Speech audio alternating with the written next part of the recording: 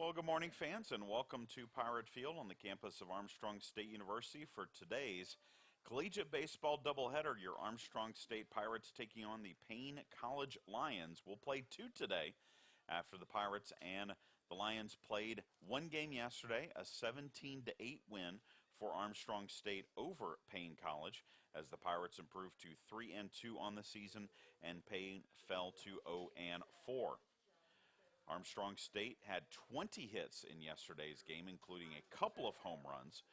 Sophomore Zach Goebel had a 3-run home run in the first inning, and then freshman Will Hodges had his first collegiate home run, and it was a big one, a grand slam in the bottom of the sixth inning that staked the Pirates to a 17-2 lead.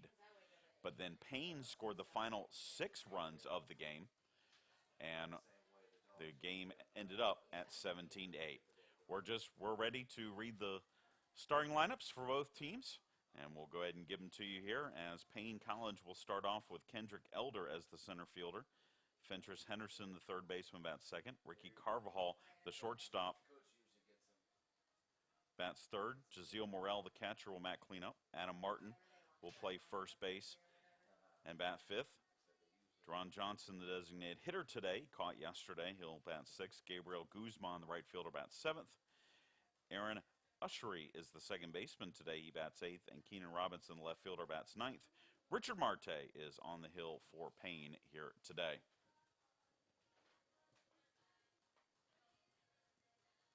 For your Armstrong State Pirates, starting lineup looks like this. Mike Warren will play center field and bat leadoff. Chandler Corley will play shortstop, bat second.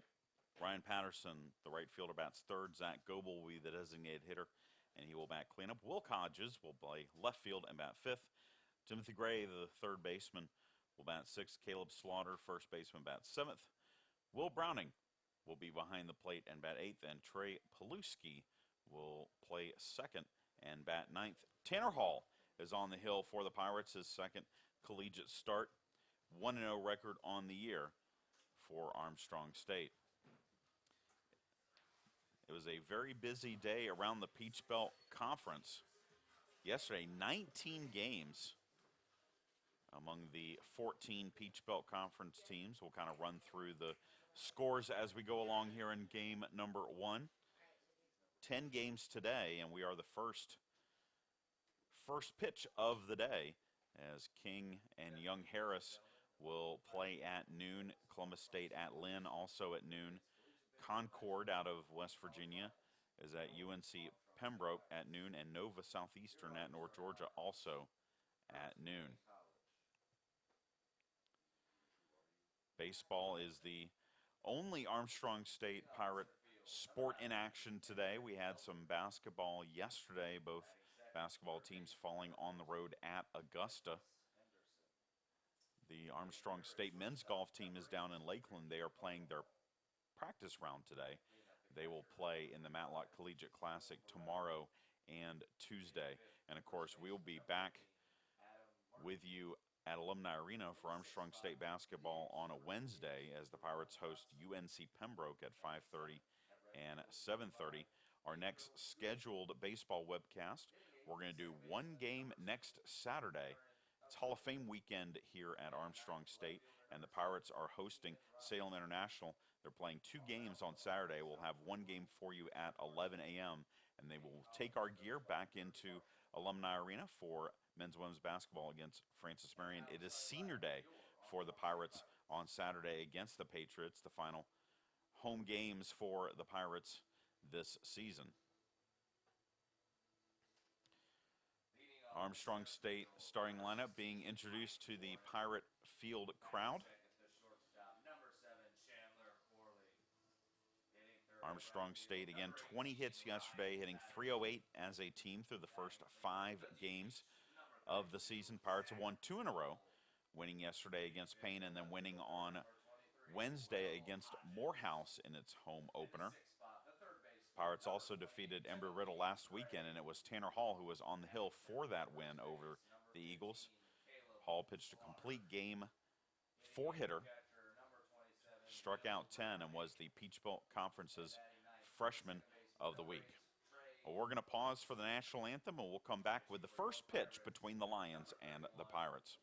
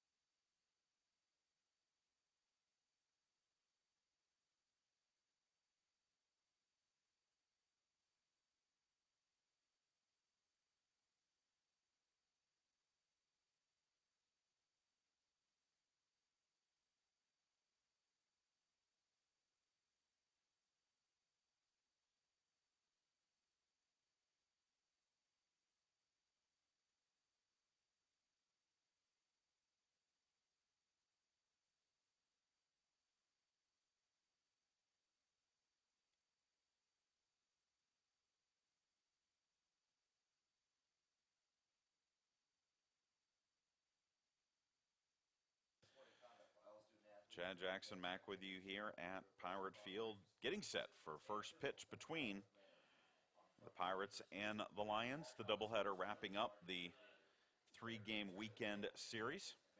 And again, Tanner Hall takes the hill for the Pirates. Hall, 6 foot, 185-pound freshman left-hander from Warner Robins, Georgia, Houston County High School product. Again, the Peach Belt Conference's freshman of the week, 9 innings, 4 hits, 2 runs, walked 2, struck out 10 in a 4-2 win over Embry-Riddle last Sunday. Matt Meeks got the win in yesterday's game against Paine. We'll see who starts the third game of our series and the second game of the day coming up a little bit later. Could be one of the other lefties on the staff for the Pirates, Blake Turner or Sam Goberdon. As Hall continues his warm-up pitches.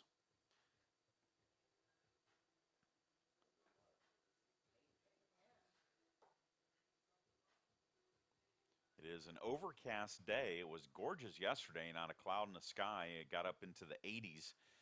Could be a little bit cooler today, but still in the upper 70s. But the overcast skies will mean two things. One, we'll have a little bit better vantage point for you here in the dugout, or in the press box above the dugout. But two, the sand gnats will be out. And the teams will have to deal with that over the course of the day. Leading off for Paine, it's Kendrick Elder, the center fielder for the Lions.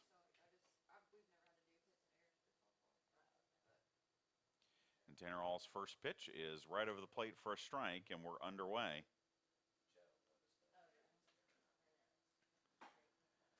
Elder hitting .231, grounds this one to third, but it's foul. Backhanded by Gray in foul territory, and it's 0-2. Elder, 6-foot senior from Atlanta, Georgia.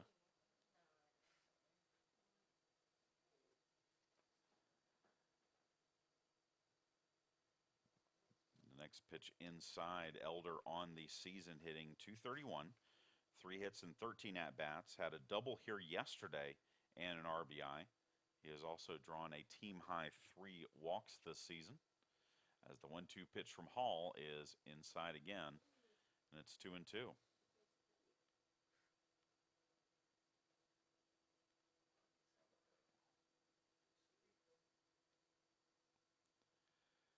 Two pitch grounded, and that is down the line and into the corner. Elder is going to have at least 2, and he will pull up into second base with a leadoff double for the Lions here at Pirate Field. And we told you in the pregame that Paine bats came alive late in the game yesterday, scoring the last 6 runs. They had 13 hits in the game yesterday, did the Lions. And everyone in the batting order yesterday for Paine got at least 1 hit. Fentress Henderson steps to the plate now. Henderson, 5'9" senior, also from Atlanta, Georgia, Miller Grove High School product. Shows bunt, takes the pitch for, I believe, for a strike. So it's 0-1. Didn't look like he offered at it, but it looks like the pitch was a called strike. So 0-1 count on Henderson, who is hitting 182, 2 for 11 on the year. 2 runs scored and an RBI. That pitch low for a ball.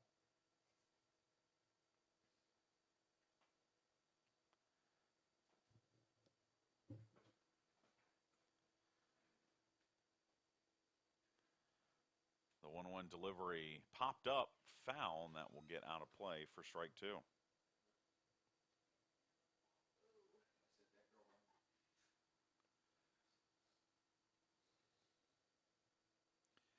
So 1 ball, 2 strikes to Fentress Henderson.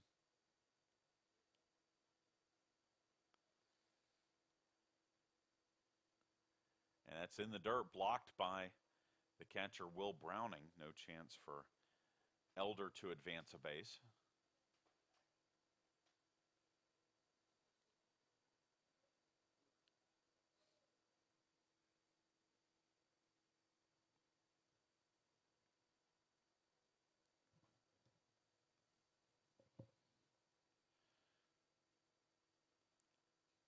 Two balls, 2 strikes. The pitch from Tanner Hall is low and in, and the count runs full. Pirate pitchers did walk 7 Paine batters yesterday. 4 different pitchers pitched in the 17-8 win over the Lions.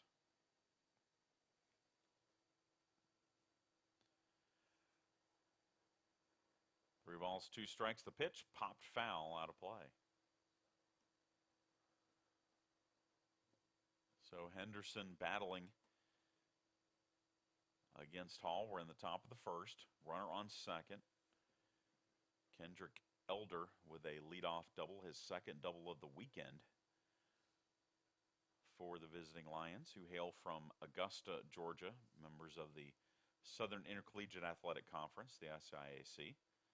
Swing and a miss, strike 3, and a good breaking pitch from Hall to get Henderson swinging for the first out of the inning.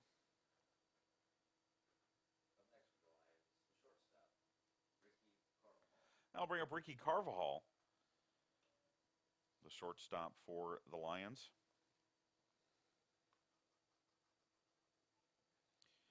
Carvajal is a 6-foot senior from Santo Domingo in the Dominican Republic. Runner goes on the first pitch. Throw down to third is in time.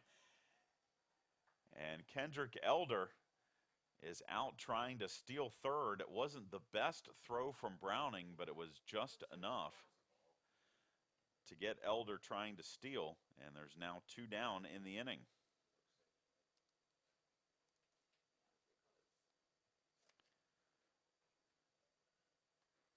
Paine was 3 for 3 as a team on the base pass before that, caught stealing, and then a swing and a miss from Carvajal makes it a 1-1 count.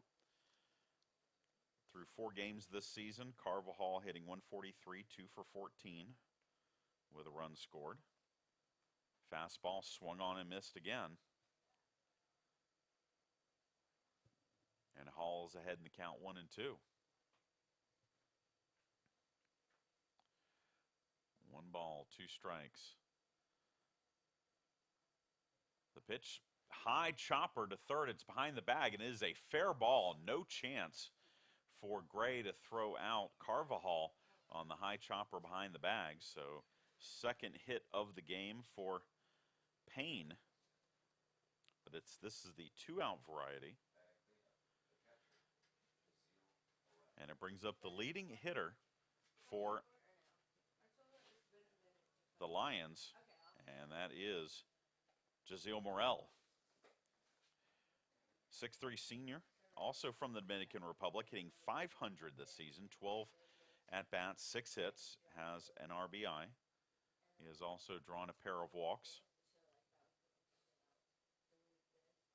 Had 2 hits in yesterday's game against the Pirates. Went 2 for 4.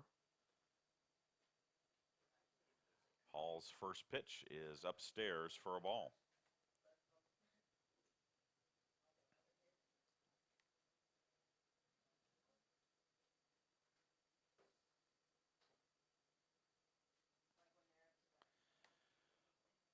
One 0 pitch grounded to third, but foul. And it's 1-1.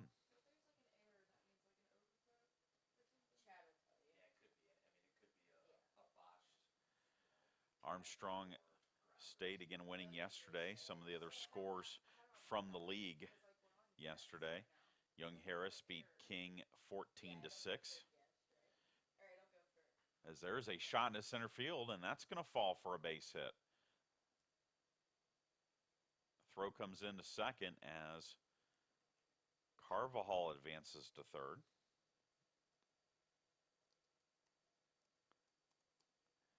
And Paine College with runners at the corners, and for freshman Tanner Hall, it's a good thing that they were able to throw out Kendrick Elder trying to steal. Otherwise, this could be a 1-0 or maybe a 2-0 game. But as it is, Hall can still get out of the inning by focusing on Adam Martin, the first baseman. Wore number 12 yesterday, wearing number 18 today. Senior from Aiken, South Carolina. Lefty on lefty matchup, and the first pitch from Hall is right over the plate for a strike. Martin had a 2-run home run, first home run of the year for him and the Lions as a team. Ended up driving in 3 of the 8 runs for Paine yesterday, as that pitch is outside.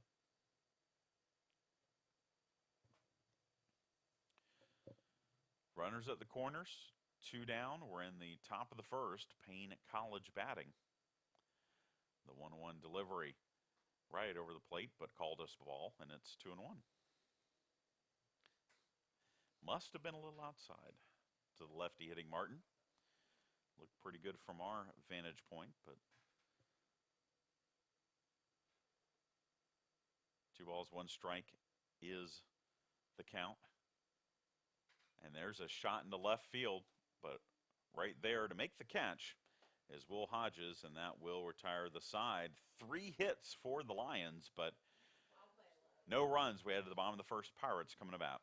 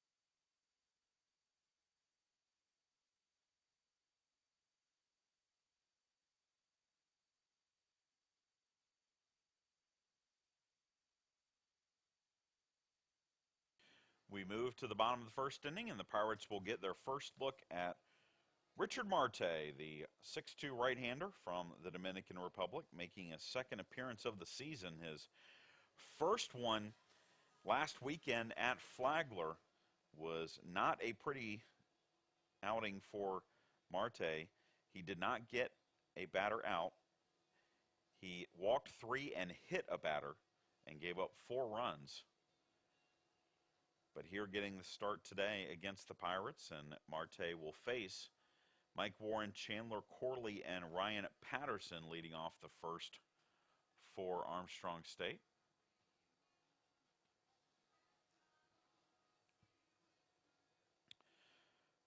Warren steps in, 385 average, 10 hits and 26 at-bats, a double, a triple, and an RBI.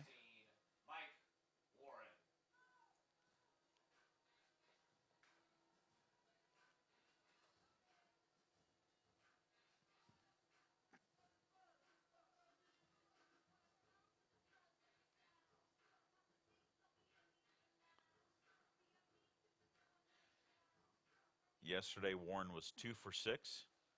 Did have a stolen base, his first of the year. Warren, a junior college transfer from Andrew College, hails from Macon, Georgia. And Marte's first pitch to him is high and tight for ball 1.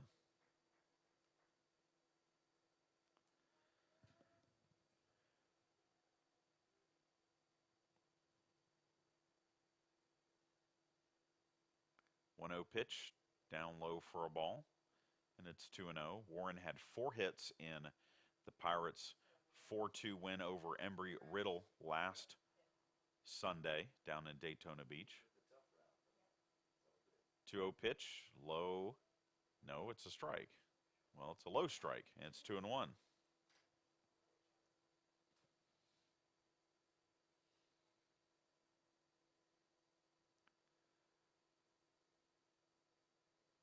And the 2-1 pitch in on the hands of Warren for ball 3.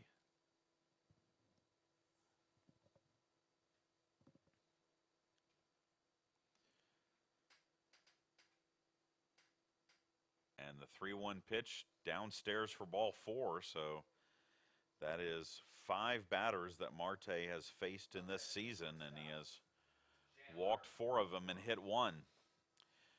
Chandler Corley now steps to the plate. The junior from Martinez, Georgia. Hitting .261, 6 hits and 23 at-bats, has a double and a run batted in.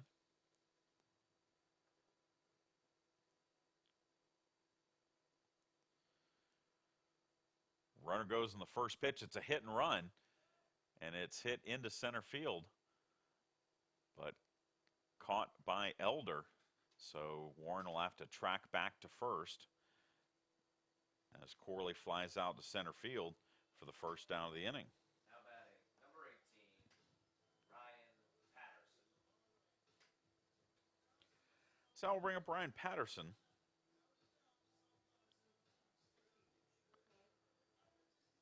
Patterson hitting over 400 this season, 7 hits and 16 at-bats.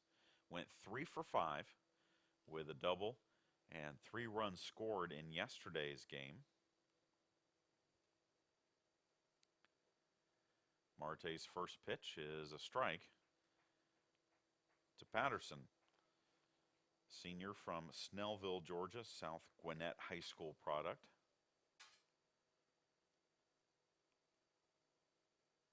Throw over to first, and they had Warren leaning the wrong way, but Warren able to get back to the bag.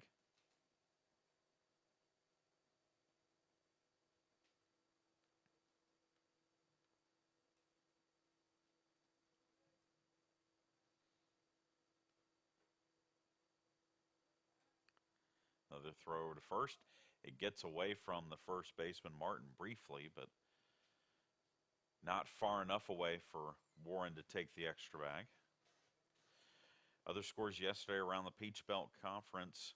Francis Marion beat Southern Wesleyan 3-1. Flagler beat Eckerd 9-5 and also 11-3. North Greenville beat Lander 5-4 as their runner goes on this pitch. Throw down is wide of the bag, but backing up on the play is Elder in center field. But it is a stolen base for Warren. And the count is 1-1.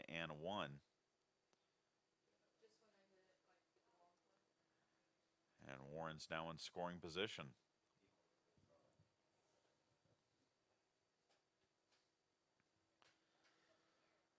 So 1 ball, 1 strike, the count on Patterson. Pitch is a high chopper to third. This will move the runner to third, but Martin steps on the bag himself, and that's the second out of the inning. Batting cleanup, the DH, Zach Goebel. So that brings up Zach Goebel.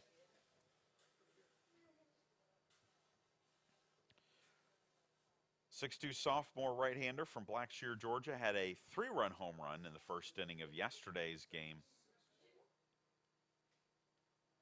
against the Lions. Swing and a shot into left field here, and that is an RBI single for Goebel. And the Pirates will take the early 1-0 lead on the 2-out base hit. Now batting for the Pirates, number 23, Will Hodges. So that brings up Will Hodges. Again, Hodges had the grand slam for his first collegiate home run yesterday. Guyton native and Effingham County High School product, hitting .294 on the year. And he's hit by the pitch of Marte.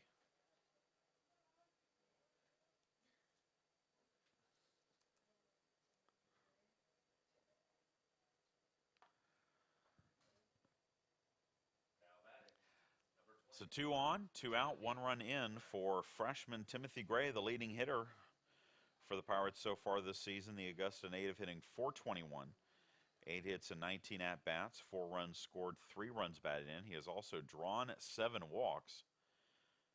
That's a healthy .593 on base percentage.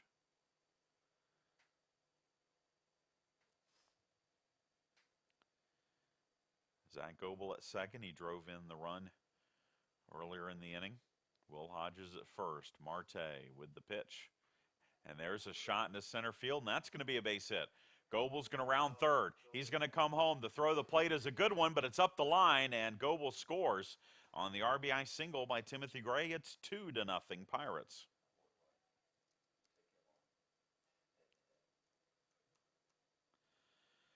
So 2 2-out RBI hits for the Pirates. And Caleb Slaughter will look to keep it going. Slaughter,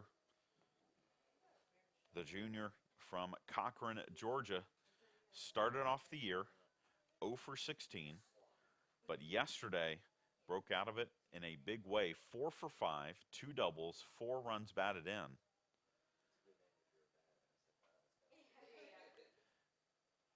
And he bats here again with runners at first and second, with 2 out and 2 in. Marte's first pitch, off-speed pitch, right over the plate for a strike.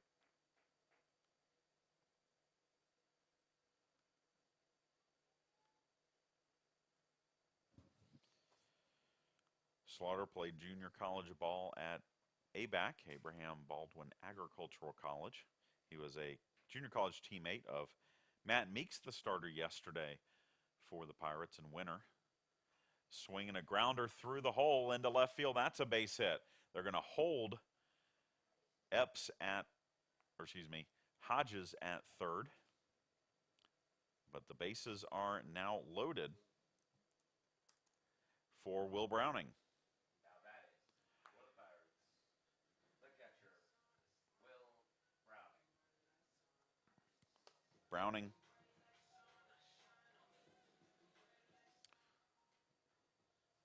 the junior from Hazelhurst, hitting .417, 5 hits and 12 at-bats. Had a good day yesterday for the Pirates, going 3 for 4 with 3 runs batted in. And the first pitch to him is high for ball 1.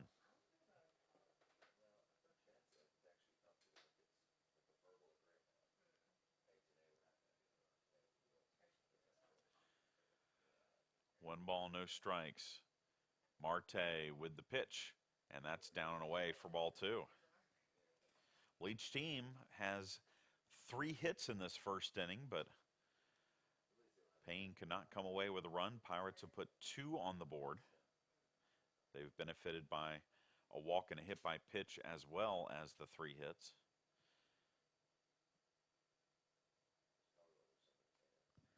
Two balls, no strikes. The pitch. Off-speed pitch right over the plate for a strike. And it's 2-1.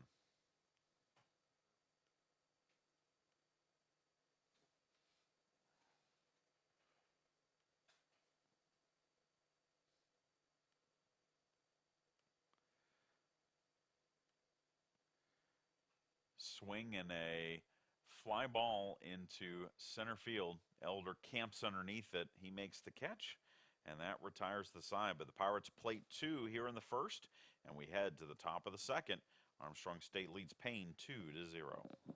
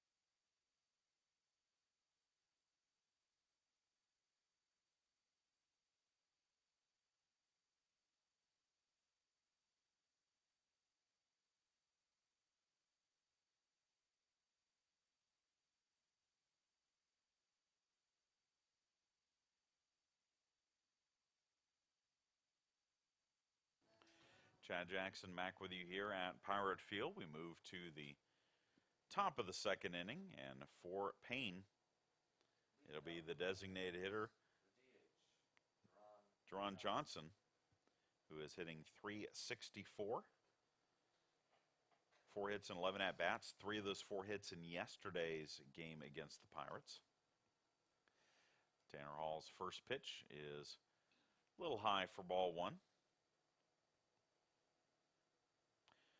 Hall gave up just 4 hits as there's a shot into deep left center. And on the run and making the catch is Mike Warren. Warren with the running catch in the gap for the first out of the inning. Up next, right fielder, Gabriel Guzman. So that brings up Gabriel Guzman, the right fielder. Hitting .214, 3 hits and 14 at-bats. Guzman hails from Miami, Florida, and went to ASA Miami Prep. It's a collegiate preparatory school down there affiliated with ASA College. 1-0 pitch from Hall, swung on and missed, and it's 1-1. Guzman yesterday was 1 for 5 with a run scored against the Pirates, as that pitch is high for ball 2. Some schedule changes with Armstrong tennis have just come across as that pitch is low for a ball. Pirates were supposed to host Middle Georgia on Wednesday, but rain in the forecast on Wednesday, so that match has now been moved as there's a swing and a miss by Guzman and the count runs full. They're going to move that match to next Tuesday, Valentine's Day. 3-2 pitch popped up in the infield. Slaughter on the infield grass battles the breeze a little bit, but makes the catch for out number 2. Now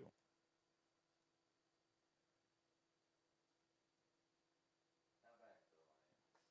Number 2, Aaron Usher. So quickly 2 down, and we will see the second baseman come to the plate. Aaron Ushery did not play in yesterday's game against the Pirates. He is a 5'9" freshman from Atlanta, Georgia. Looks at a first pitch low for ball 1, listed on the roster as a lefty, but he's hitting from the right side here, so maybe a switch hitter against the lefty Hall, as that pitch is a strike. Ushery 1 for 7 last weekend in the season opening series in St. Augustine against Flagler, as there's a swing and a miss for strike 2.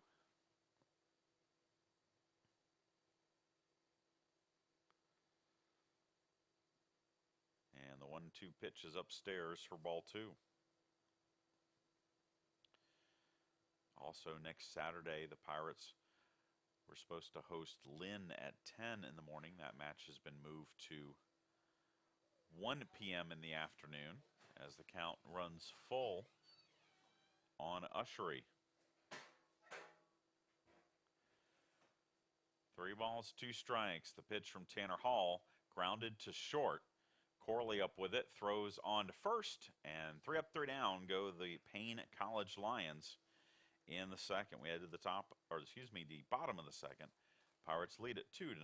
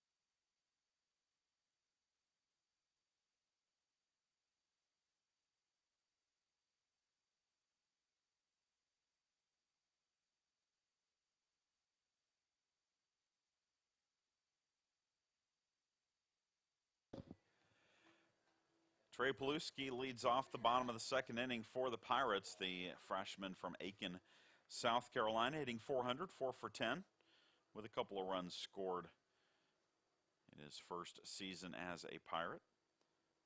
Faces Marte, who gave up 3 hits, 2 runs in that first inning. And Marte's first pitch to him is popped up in the infield. Martin will make the grab for out number 1. So now we'll go back to the top of the order for Mike Warren. Warren walked, stole second, advanced to third on a ground ball, and then scored on the RBI single by Zach Goebel.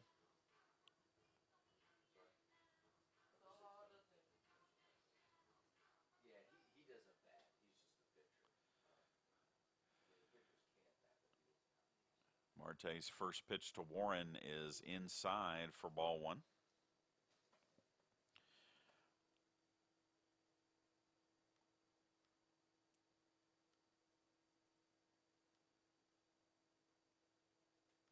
And the next pitch is grounded to third. Fentress Henderson made the diving stop on the ball, but no chance to get Warren, so it's an infield hit for the Pirates center fielder.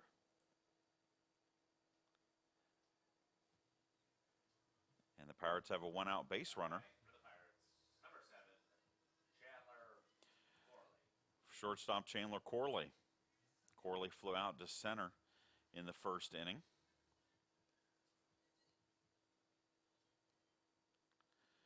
Corley last year for the Pirates hit .333, 9 doubles, 4 triples, 4 home runs, and 34 runs batted in. He is the leading returning hitter for the Pirates this season. He swings and lifts one into left field, but that's curving, and that will hit foul for strike one. Last year, Corley had an 11-game hitting streak during April, hitting .435,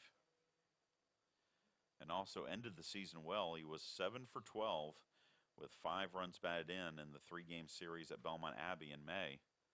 That wrapped up the season. Swing and a fly ball, this time in fair territory. It's out to the center fielder Elder. He drifts over into the gap and makes the catch for out number 2.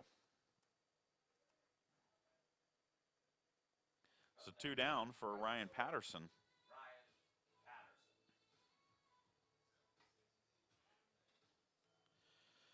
Continuing with some scores from around the Peach Belt, Pembroke beat Concord 15-4. Nova Southeastern North Georgia played a good one, 8, 7, and 13 innings won by North Georgia. Tampa and Georgia College played a night contest last night, and Tampa edged the Bobcats 6-5. Kentucky Wesleyan and Georgia Southwestern played a pair. Georgia Southwestern won game 1, 3-2.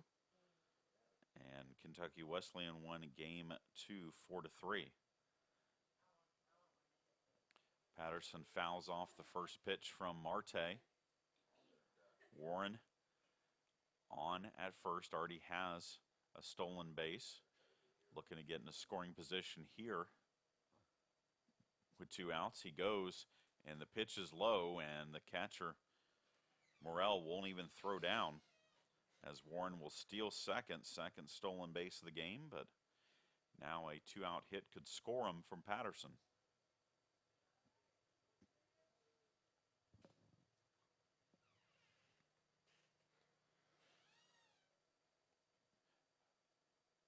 Marte from the stretch and the pitch, and that's way outside. Good job by Morrell to slide out there and glove it. Augusta edged West Georgia 2-1 yesterday. Lynn beat Columbus State 5-2 in the second game they played. Columbus State won the first game 8-6. 2 balls, 1 strike to Patterson. And that is low and in for ball 3.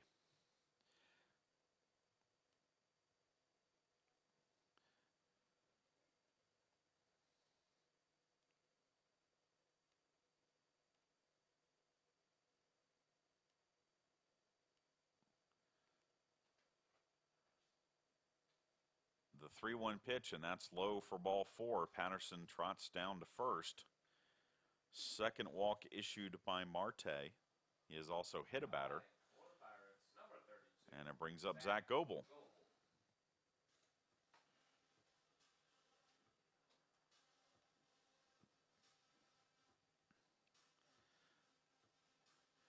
Goebel drove in a run with a single in the first inning.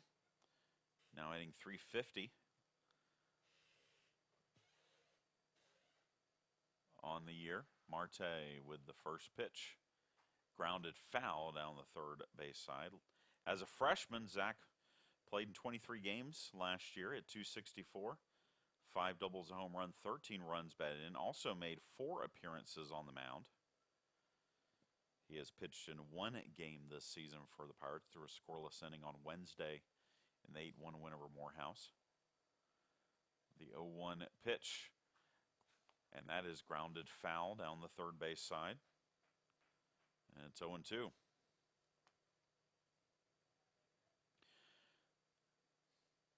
Goal, a product of Pierce County High School, the Region Player of the Year as a senior for the Bears.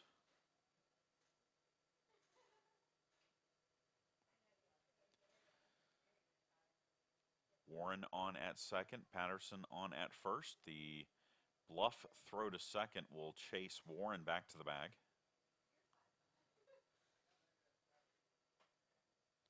And now Morrell wants to talk things over with Marte.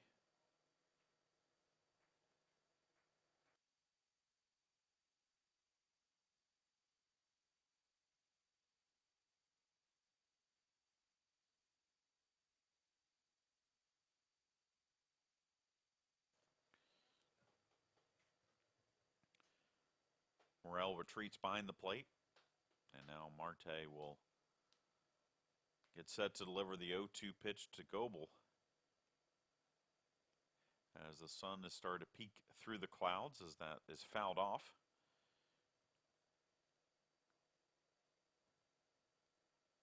Pretty good breeze blowing out to left field, across the field from right to left.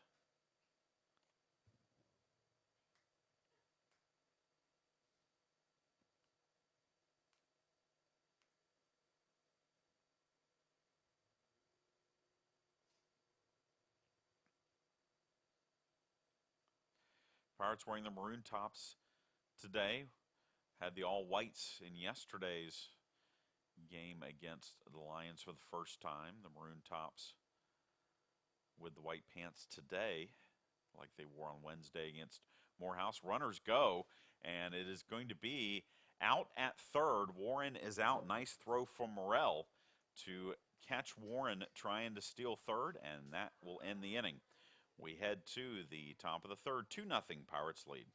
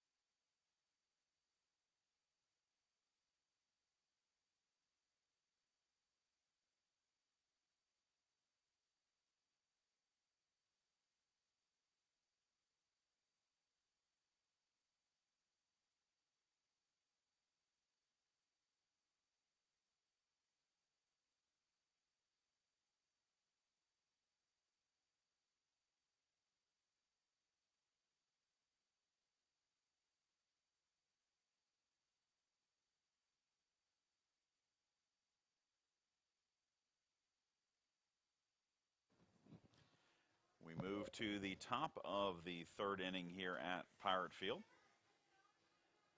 2-0 Armstrong State leads it. And Tanner Hall will face the 9-1-2 hitters in the order for the Lions, as Keenan Robinson will step to the plate. Robinson did not play in yesterday's game against the Pirates. 6'2" freshman from Atlanta looks at a first pitch strike from Hall. Robinson is 0 for 5 this season, got into 2 games of action at Flagler, as there's a swing and a miss for strike 2.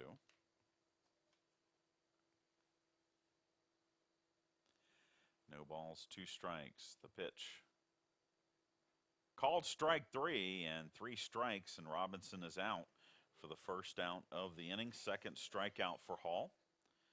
And it brings us back to the top of the order for Kendrick Elder. Elder doubled off of Hall to lead off the game, but then was thrown out trying to steal third.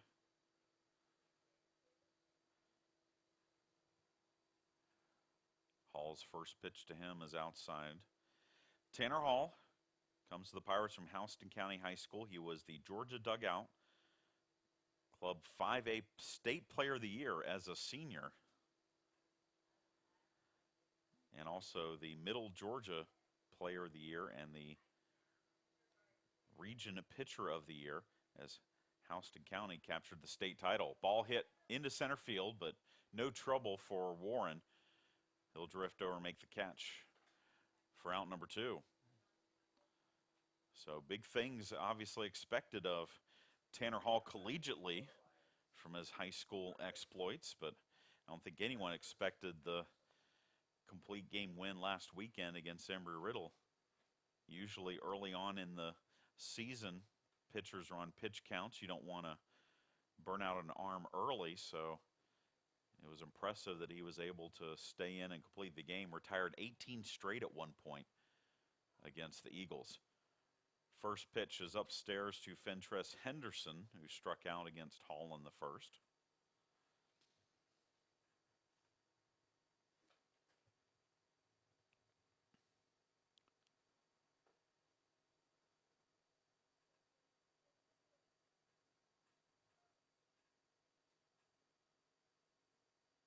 Fastball from Hall, that's a strike.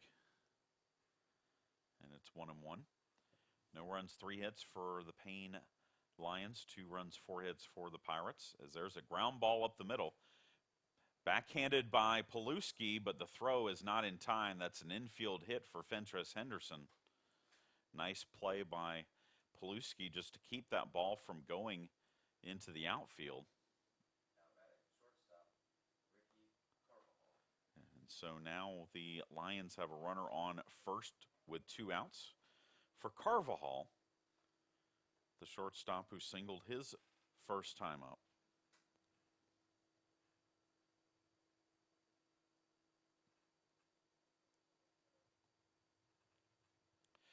Quick throw over to first. Henderson back to the bag. Henderson does have a stolen base. And the first pitch to Carvajal is high for a strike. Or high for a ball, excuse me.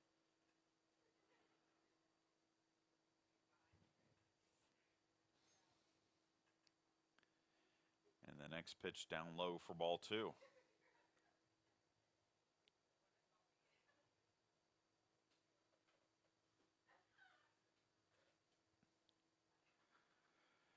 This is a doubleheader day. We'll have the second game coming up about 25 minutes after the conclusion of this contest. As there's a ball lifted in the left field, drifting back is Hodges, and that's going to be gone for a home run. And we are tied at 2 on the 2-run home run by Ricky Carvajal. We told you that breeze was blowing out to left, and Carvajal took full advantage of that, getting the home run, second home run of the weekend for the Lions. And we're tied at 2. Up next, the catcher, Morel. And Hall started off the inning so well, striking out Robinson and getting Elder to fly out, but the single to Henderson and the home run by Carvajal has tied things up at 2. As Jazeel Morel steps to the plate, he singled in the first.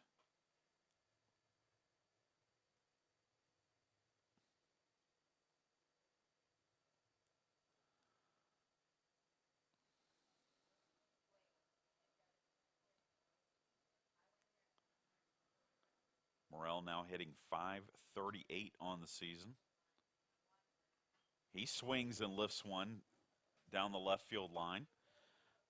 But Hodges is over there, and he will not be able to make the catch on it. So it will be strike 1.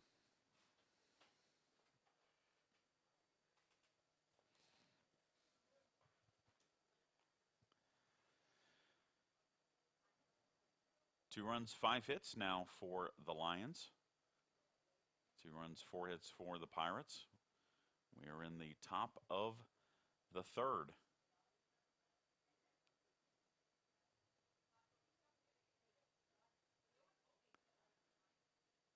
Breaking ball stays high from Hall, and it's 1-1.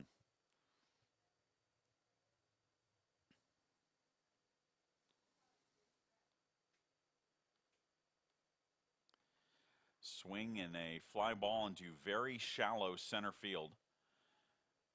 And Chandler Corley will make the grab, and that will retire the side. But a 2-run home run for the Lions evens our score at 2 as we head to the bottom of the third.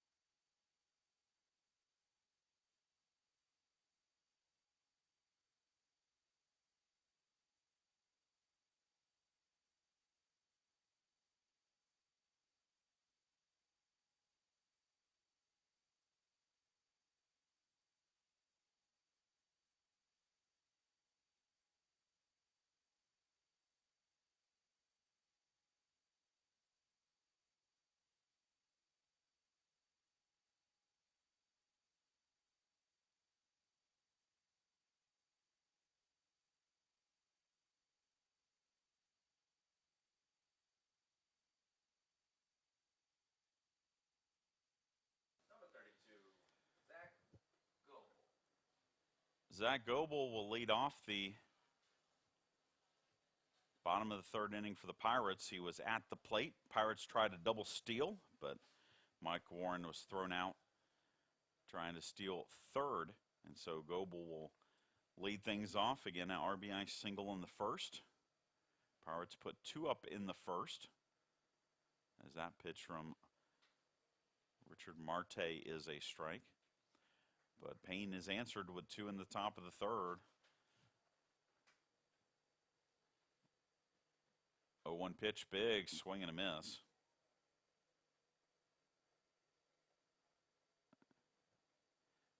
And it's 0-2 to Goble.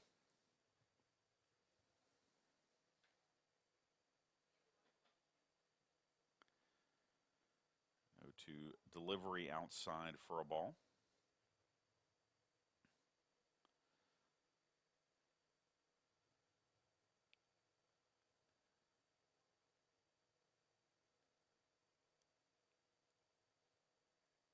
And the 1-2 pitch well high. Taken for ball 2. Pirates and Paine played twice last year, opening up the season, but that was down at Grayson Stadium. As that pitch hits him, and Marte has now hit 2 Pirate batters in this game. Marte did pitch against the Pirates last year. He appeared in the 15-4 loss to the Pirates in the season opener, through a third of an inning, walked 1 and gave up 2 runs, also hit a batter.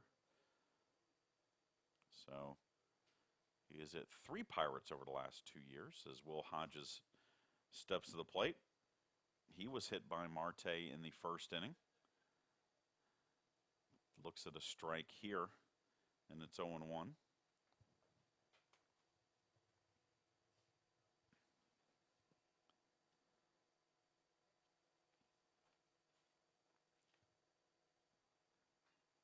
there's a swing and a fly ball into left field, and that is going to be up against the fence for extra bases as Goebel will stop at third. It is a double for Hodges, and the Pirates back in action, trying to retake the lead, have runners at second and third with nobody out.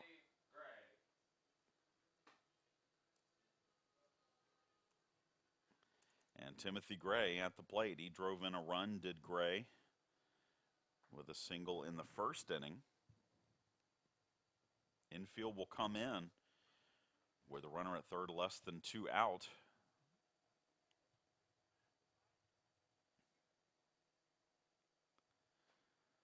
First pitch is a little bit outside for ball one.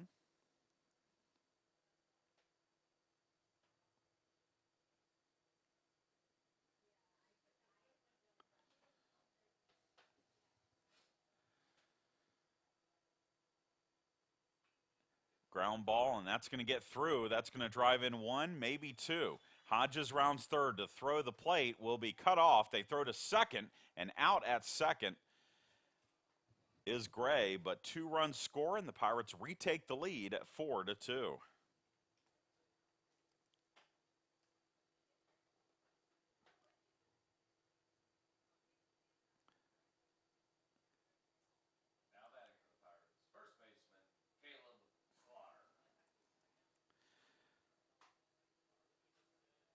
So Gray continues to swing a hot bat to start the year. 2 for 2 today. He's driven in 3, but got a little bit greedy trying to take second on the throw home.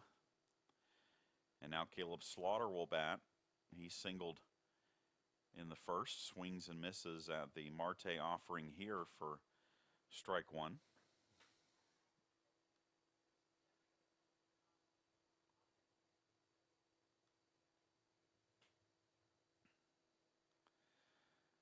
A 1 pitch lifted in the air to left center field. This one is carrying, and this one is a home run for Caleb Slaughter as he drives one to straightaway center field, just over the new Pirate on the windscreens.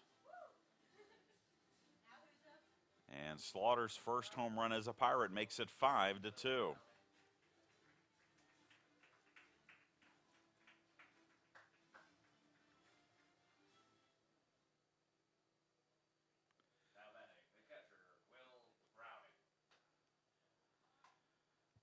So that will bring up Will Browning. Marte has given up a double, a single, a home run, and hit a batter. The only out came on the base pass, with Gray trying to reach second after his 2-run single. First pitch to Browning is low for a ball. Browning flew out to center field to end the first.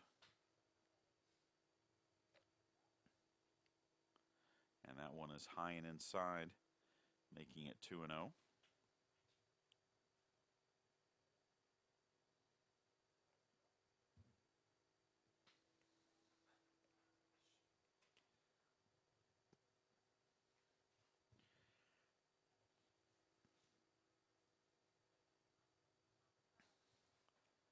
Two balls, no strikes.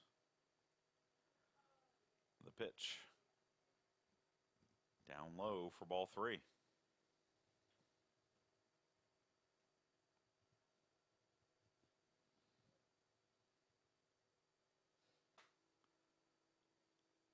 And ball 4 will send Browning down to first base and bring up the second baseman, Trey Paluski.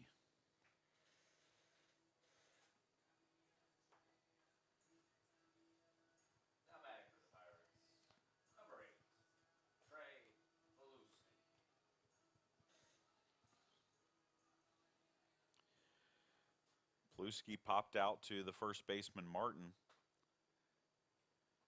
in the second inning.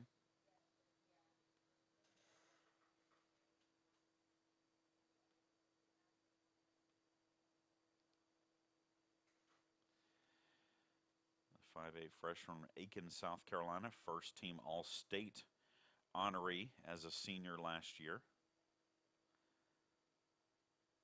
Looks at a pitch outside for ball one.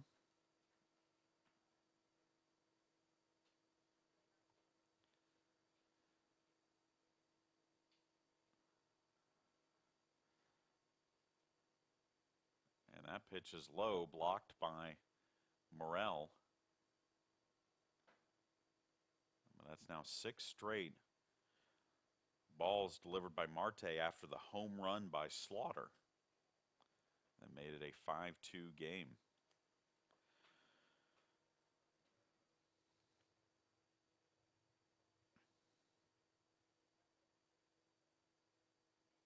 And that pitch low and away again. Paluski, who has some Peach Belt roots in his family. His father, Bob, played for USC Aiken.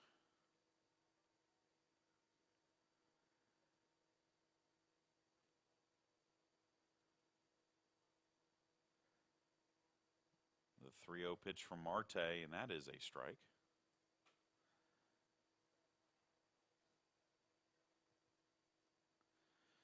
Pirates will be on the road on a Wednesday, playing against Catawba in a neutral site game, as that pitch is low, ball 4. Pirates will play Catawba 5 o'clock on Wednesday. A couple of games Pirates will be playing in Sumter this year. They'll also play Mount Olive in Sumter. Head coach for Paine, Melvin Marshall, out to talk things over with Marte. We'll take a short break and come back. You're listening to and watching Pirate Baseball.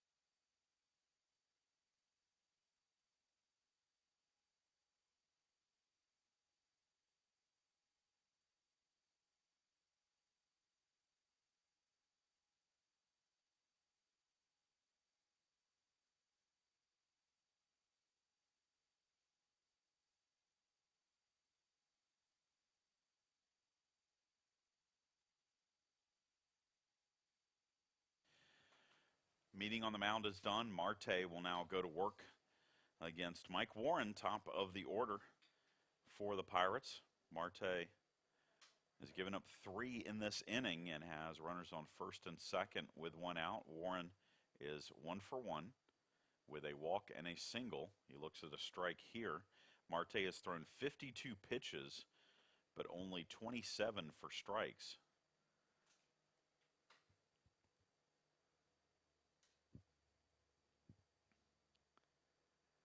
Swing and a shot into right field, and that's going to fall for a base hit. The runner at second, Browning, had to wait to see if that ball might be caught, so no chance for him to score on the play, but it does load the bases for Chandler Corley. The shortstop, Chandler Corley.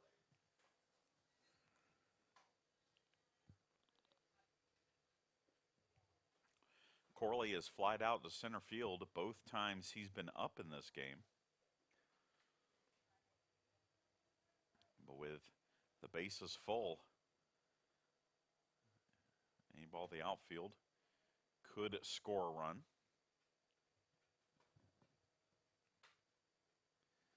Marte's first pitch to Corley upstairs for a ball.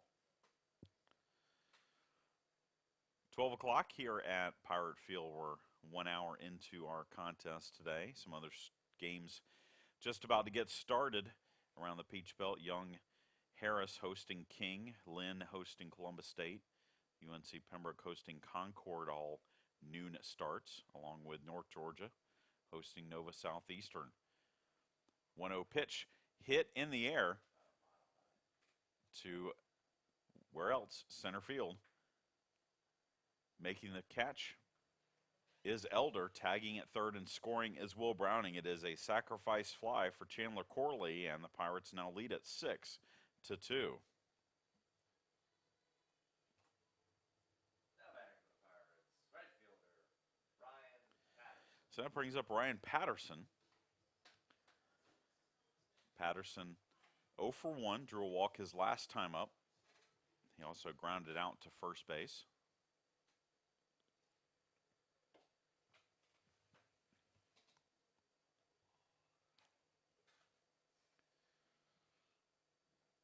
Marte's first pitch hit up the middle, and that's going to be a base hit. Rounding third is Paluski. Throw comes into third, which will allow Patterson to make it to second. And Patterson kind of slid into second base a little unconventionally and comes up a little limping a little bit, but he looks like he'll be okay. But a run scores, and it's now 7-2. Now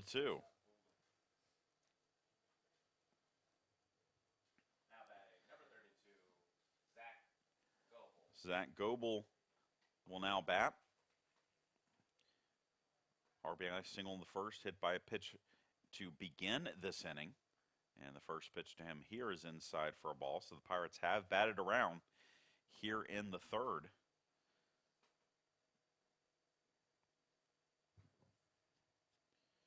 Five runs in, 2 runners on, 2 out in the inning. And the 1-0 pitch is low for ball 2.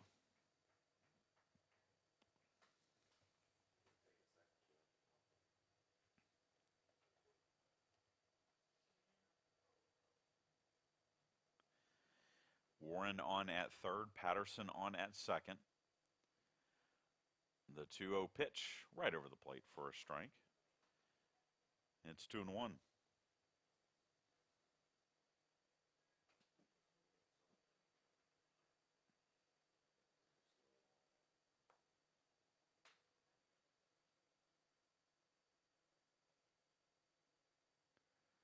And the 2-1 pitch is in the dirt from Richard Marte, making it 3-1.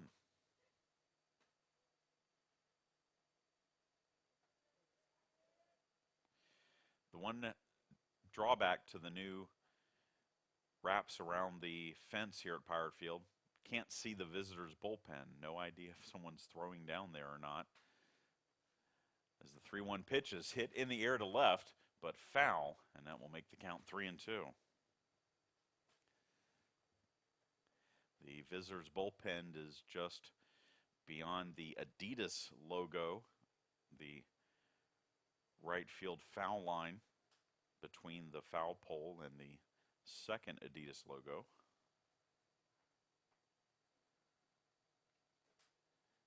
In case you didn't know, Adidas is official sponsor of Armstrong State Athletics. Now you do. 3-2 pitches, low and away for ball 4, and the bases are loaded. Now batting for the Pirates, number 23, Will Hodges. Now we'll bring up Will Hodges, who has already doubled and scored in this inning.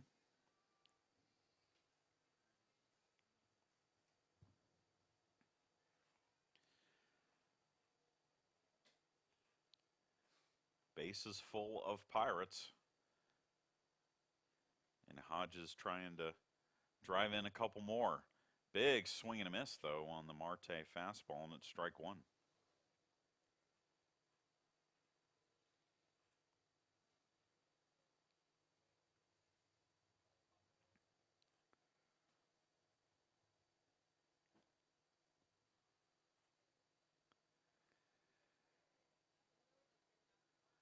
No balls, 1 strike. Marte working from the stretch with the bases loaded. The pitch down low for ball 1.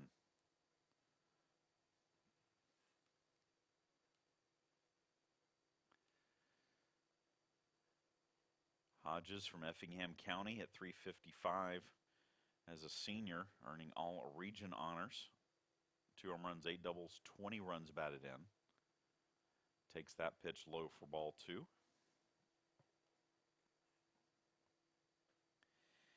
And Hodges is the cousin of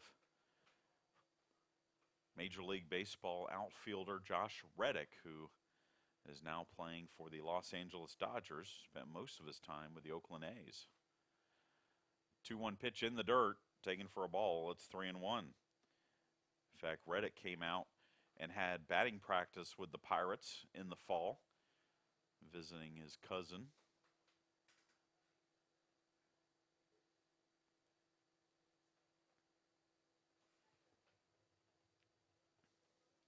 Three balls, one strike. The pitch from Marte. Swung on and lifted into center field. This one is carrying, and this one is gone. A grand slam home run. Second grand slam home run this weekend for Will Hodges. And the Pirates now lead it 11-2.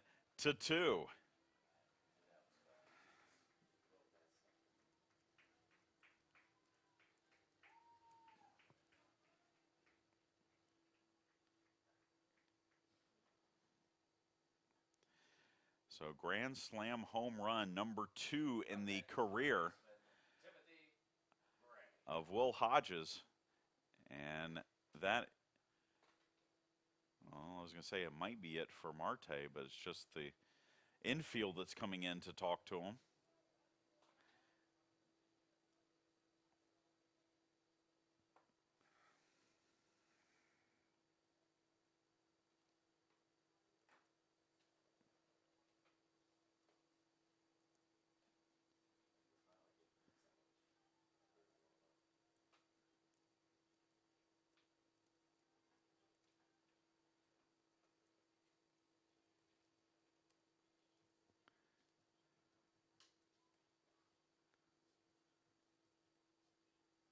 And now it is going to be a pitching change for the Lions. So we'll break and come back. You're listening to and watching Pirate Baseball.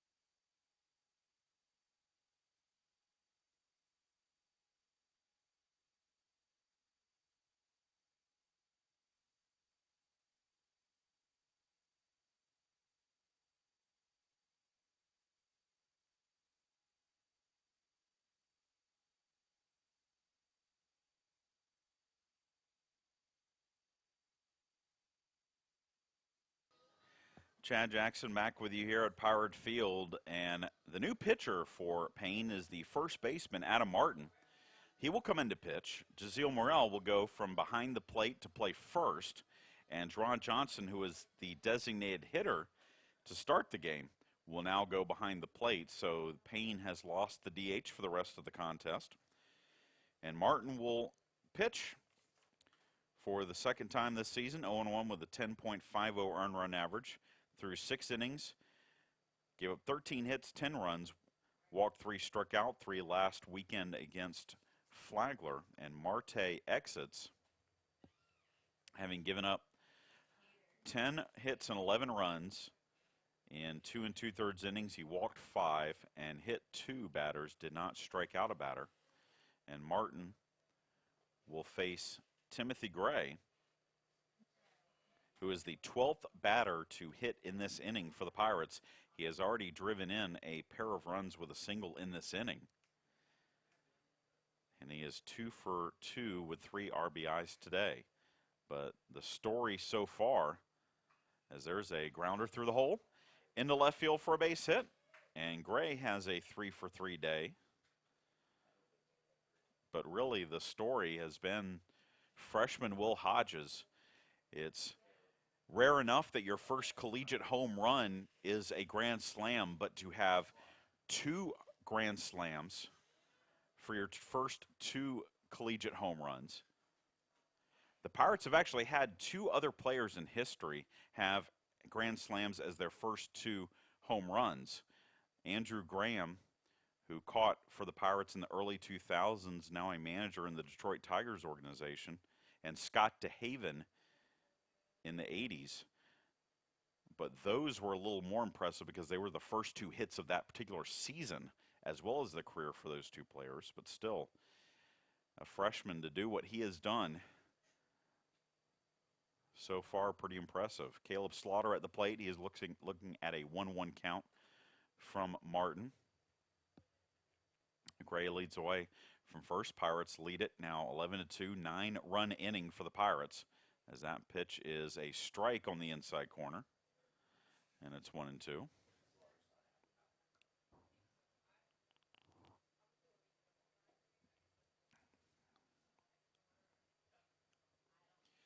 One ball, 2 strikes. The pitch called strike 3, and Slaughter out on strikes, and that will end the inning. But the Pirates plate 9. We head to the 4th. Armstrong State leads 11-2.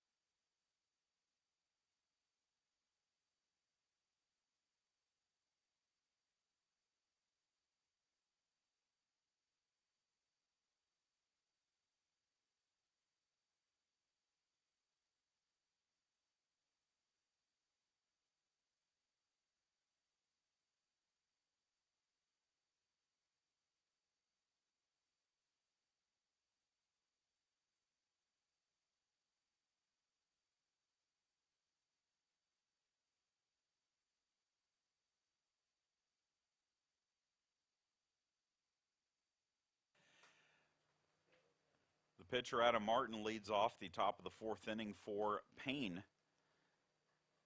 after the Pirates have broken open what was once a 2-2 game, 9 runs in the 3rd. And Tanner Hall's first pitch to the lefty Martin is a strike. It's 0-1. 11 runs, 11 hits for the Pirates. 2 runs, 5 hits for the Lions, as Hall's breaking ball is low for ball 1.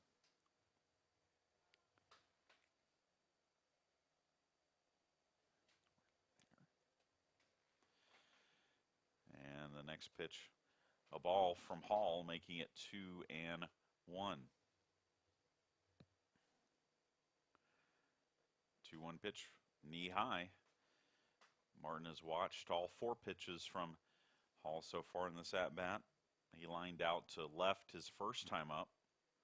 Swings and misses. Ball's in the dirt, so Browning will have to throw down to first to complete the strikeout, which he does. And that's the first out of the fourth.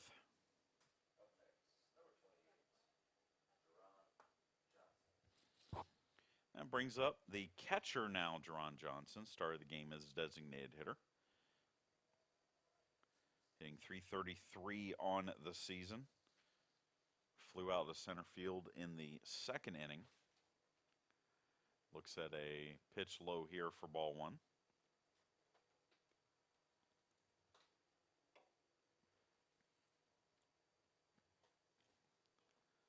Fastball letter high for a strike.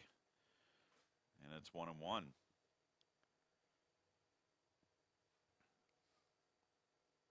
And then a pop-up, foul territory, Slaughter underneath it, and Caleb Slaughter will make the grab for out number 2.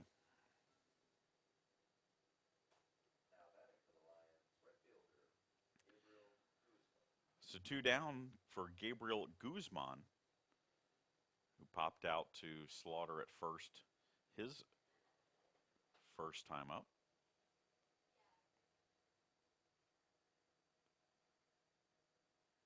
Swings and fouls the first pitch back for strike 1.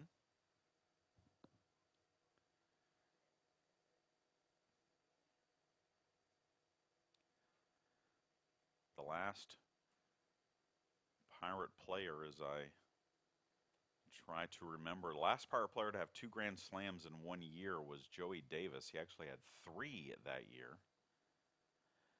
Pirates had a wild game here back in 2007. Wind was blowing out to left much harder than it is today. And the Pirates actually had 3 grand slams in 1 game. As there's a shot to right field. On the run is Patterson, and he'll make the sliding grab to end the inning. 3 up, 3 down, go the Lions. And we head to the bottom of the fourth. Pirates lead at 11-2.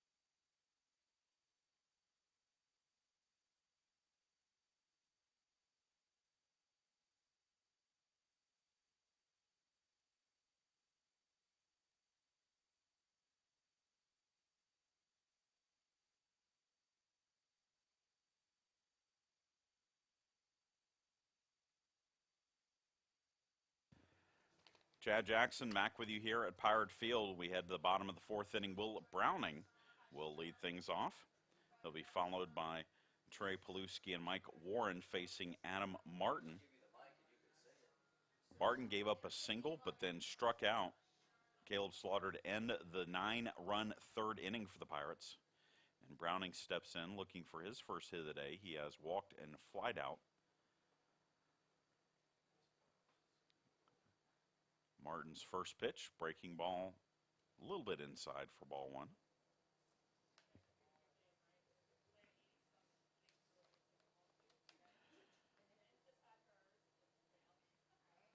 Next pitch down low for a ball. Martin bats lefty, plays first base, but throws righty. The 2-0 pitch outside for ball 3.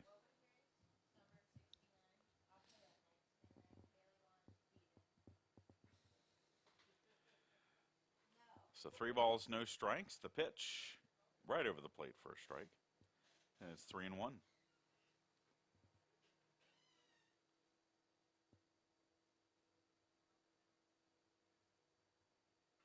Swinging a little looper into very shallow right field, and this is going to fall for a base hit. The second baseman, Ushery, and the right fielder, Guzman, both converging, but it was just placed in the right spot for the single for Browning. And the Pirates have the leadoff runner on. Now batting second baseman, Trey Paluski. I'll bring up Trey Paluski. Second baseman, 0 for 1 with a walk as well.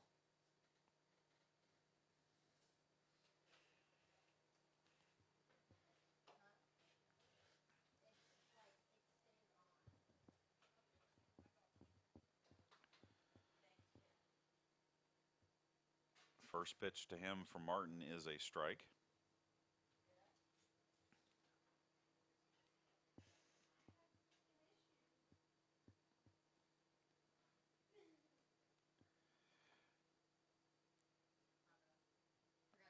Swinging a shot through the hole into left field for a base hit. Paluski has his first hit of the day. And we go back to the top of the order for Mike Warren. Now batting for the Pirates, center fielder Mike Warren. So with that hit, every Pirate player in the lineup except for Chandler Corley has a base hit. Corley waits on deck as Warren steps into the batter's box, 2 for 2, pair of singles, a walk, a stolen base. And he swings and hits one into center field for a base hit. Browning will have to stop at third as that was hit very sharply. And so the bases are loaded with nobody out for Corley. Now batting shortstop Chandler Corley. Corley is flied out to center field 3 times. The last time he did so, though, it drove in a run on a sacrifice fly. So he's 0 for 2 officially.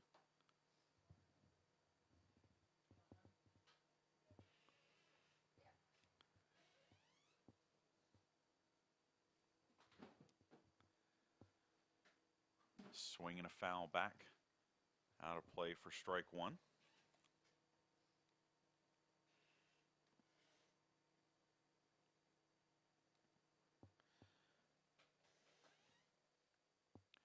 Corley from just outside of Augusta, Lakeside High School is where he played his high school ball, as that pitch is inside for a ball.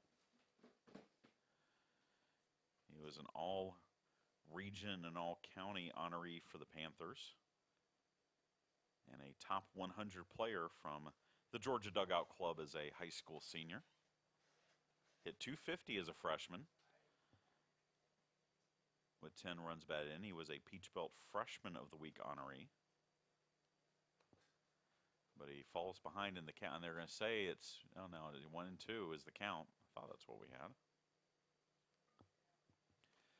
1-2 pitch from Martin. Swung on and grounded into left field. That's a base hit. 1 run scores. Every runner will advance 1 base. Now every Pirate player has at least 1 hit today. And it is now 12-2. And Martin has had a rough beginning to the 4th inning as the Pirates have 4 straight base hits. And it brings up Ryan Patterson.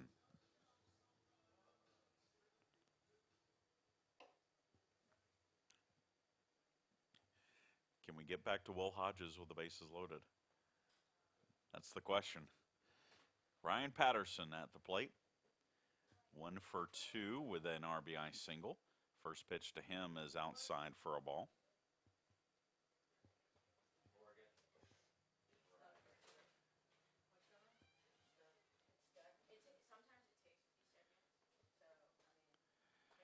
1 ball, no strikes. The pitch well high, taken for a ball, and it's 2-0.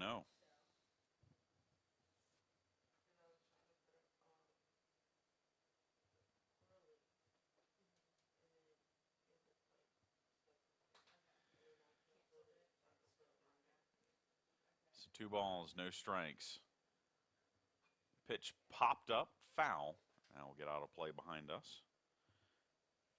And it's 2-1. 12 runs, 15 hits for the Pirates. 2 runs, 5 hits for Paine College.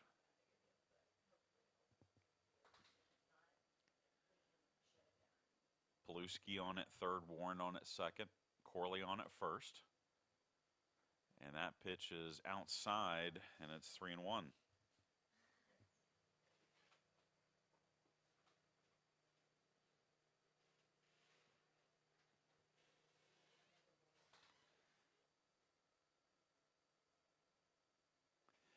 Three balls, 1 strike. The pitch swung on and lifted into left field. Coming on, charging hard is the left fielder, Robinson, but he can't make the catch. It is an RBI single. 1 run scores, and it's now 13-2.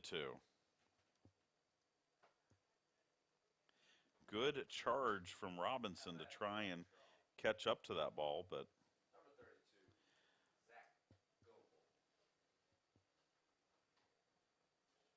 that brings up Goebel.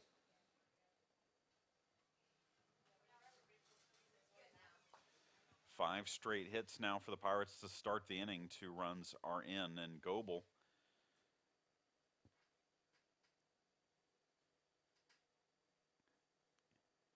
is 1 for 1 with a single, a walk, and he has also been hit by a pitch. First pitch to him here is a ball.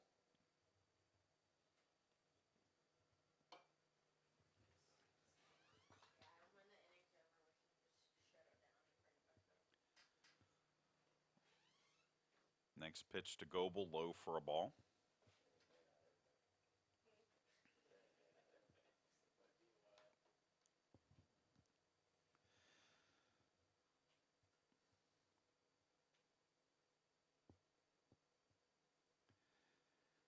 Two-0 pitch, that's a strike from Martin. It's 2-1 to Zach Goebel.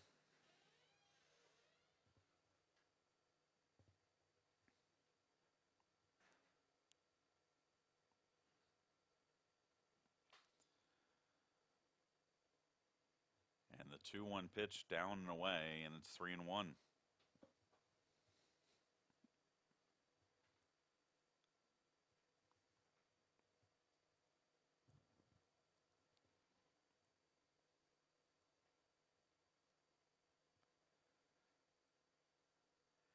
Three-one pitch, a little inside-out swing on the pitch that jammed him, and it's 3-2. It's like at the very last minute, he wanted to hold up on the swing, but his momentum already carried it through, so the count is now full on Goebel.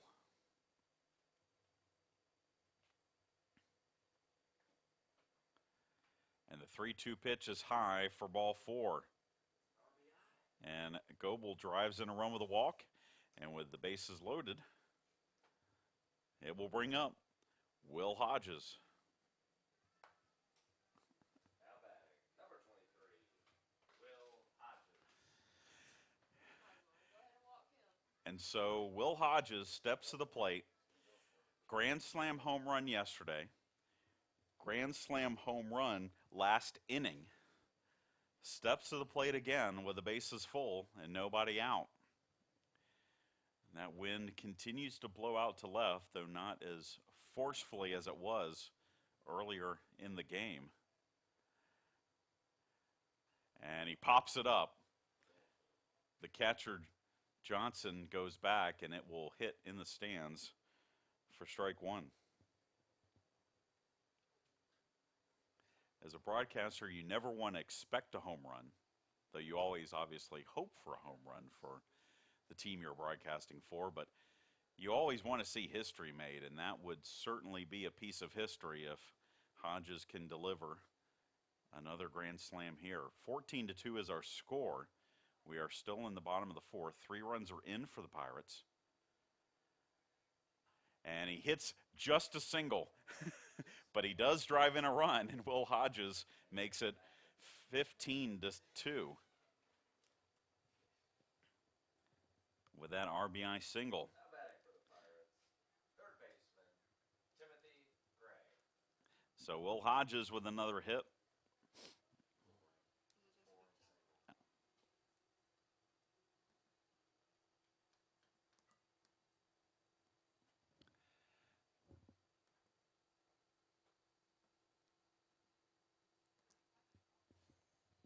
And first pitch swinging is Timothy Gray, and he swings and misses for strike 1.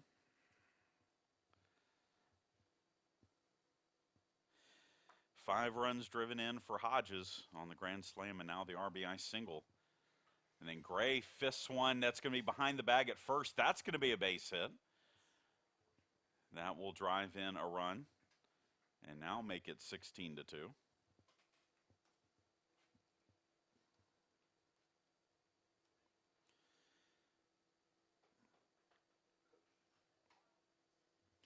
And Adam Martin, who has yet to get a batter out in this inning, will be visited by head coach Melvin Marshall of the Lions. We'll take a break and come back. You're listening to Pirate Baseball.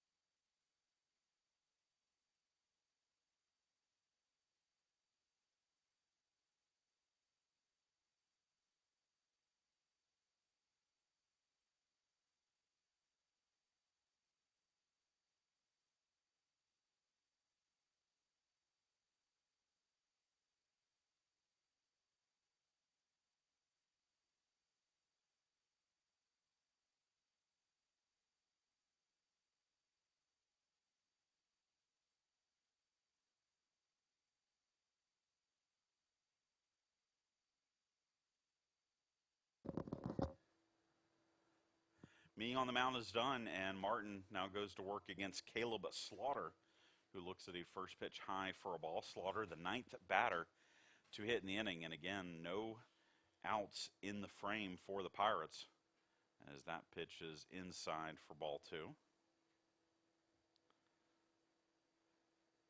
16-2, our score, and the Pirates have brought their hitting shoes today. 9 runs in the third, now 5 here in the fourth. And remember, this was once a 2-2 game. That seems eternity ago. 2 balls, 1 strike, the count. Slaughter has a home run. That was in the 3rd inning. Takes a strike here, and it's 2-2. He has also singled. That was back in the 1st.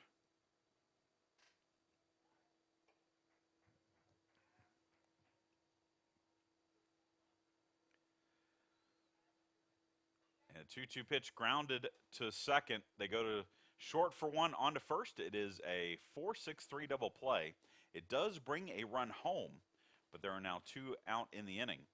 And so it's now 17-2. The catcher, Will Browning.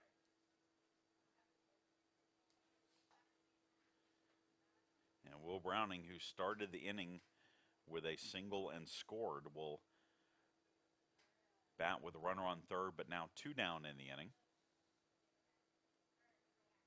And the first pitch to him is a strike.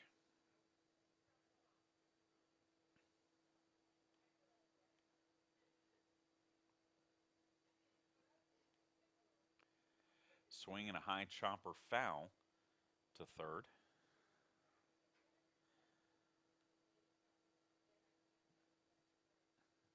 And it's now 0-2 on Browning.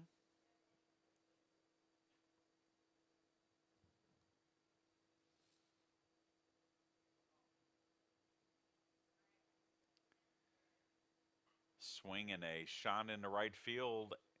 And on the run making the catch is Gabriel Guzman, and that will retire the side. But the Pirates plate 6 on 7 hits. And we head to the top of the fifth. 17-2, Pirates lead.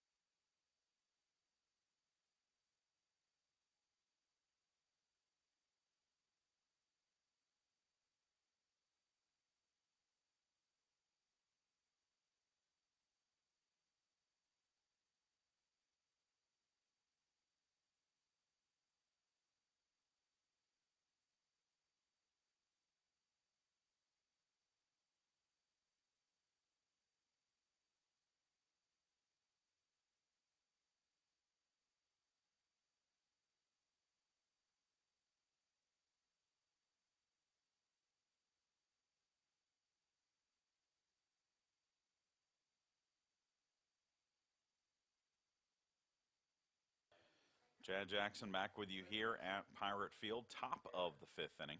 17-2 our score. And Aaron Ushery, the second baseman for the Lions, will lead things off. Some scores from around the Peach Belt Conference. King leads Young Harris 3-0, bottom of the second inning. Columbus is facing Lynn as that first pitch is a strike. And Columbus State leads Lynn 4-0.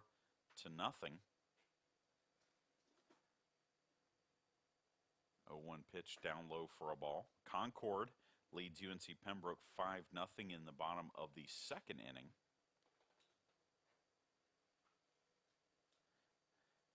As the 1-1 pitch is fouled off. And Tanner Hall is ahead in the count 1-2. Ushery grounded out to short in the second inning. 0 for 1 today.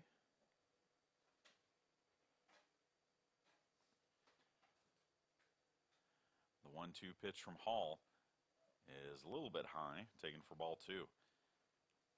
Hall's had a lot of downtime over the last couple of innings. The 9-run inning, and then came out, got the Lions out 1-2-3. As there's a single into right field for Ushery. You never know how the downtime is going to affect the rhythm of a pitcher.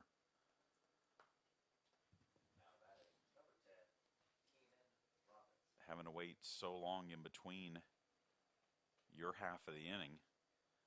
Pirates batted around in 2 consecutive innings here.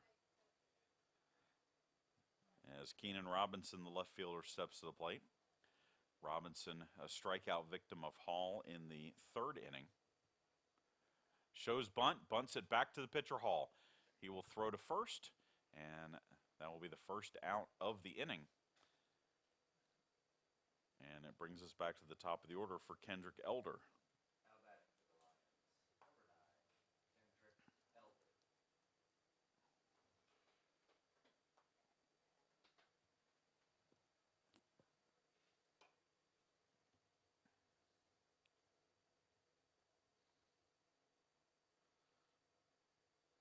Wants a new sign from Browning, so he steps off the rubber. Gets the new pitch from Browning. First pitch to Elder is high for a ball. Kendrick Elder, 1 for 2, doubled in the first inning, flew out to center field in the third.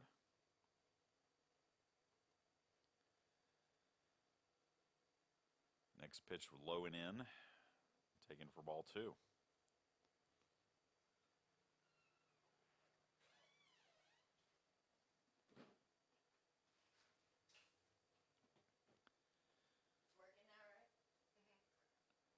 And the 2-0 pitch well high, taken for a ball, and it's 3-0.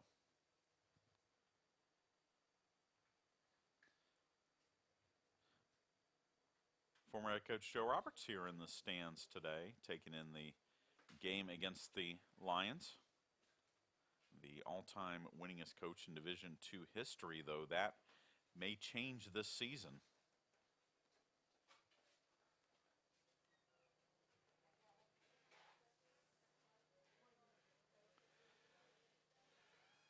.30 pitch, low and in, and ball 4 to Elder. Elder heads down to first, and the Lions have 2 on with nobody out. Up next, third baseman, Ventress Henderson. Mike Matheny, who is the head coach at Southeastern Oklahoma State, begins this season needing 6 wins to eclipse head coach Joe Roberts' Division II record. You would have to think that he would get that at some point this season. Coach Joe Roberts won 1,332 games, 22 games, over his 34-year career. And Matheny passed 1,300 last year for Southeastern Oklahoma State. Now, the way the NCAA does win records, you don't have to win all of your games in Division II to have the Division II record. Coach Roberts was the coach for the Pirates. They were NAIA when they started, went to Division I, and then in 1988 moved back to Division II. So the majority of his wins are Division II. Southeastern Oklahoma State, similarly, NAIA for a lot of Coach Matheny's career, but then moved to Division II and has been one of the better programs in the Midwest region of NCAA Division II. So if and when that does happen, congratulations to him, but Coach Joe Roberts, still one of the best coaches in NCAA Division II baseball history, and will be honored next Friday as he is inducted into the Armstrong State Athletic Hall of Fame. Ventress Henderson at the plate for Paine. Tanner Hall's first pitch to him is a strike after a meeting with head coach Calvin Culberson, trying to get him back on the right track. Again, another long wait between innings as the Pirates put up 6 runs in the 4th. Hall gave up a single to Ushery after a bunt moved Ushery over to second. A walk to Elder has runners at first and second with 1 out. Now a 1-1 count on Henderson. Hall with the pitch, off-speed pitch right over the plate for a strike. And it's 1-2.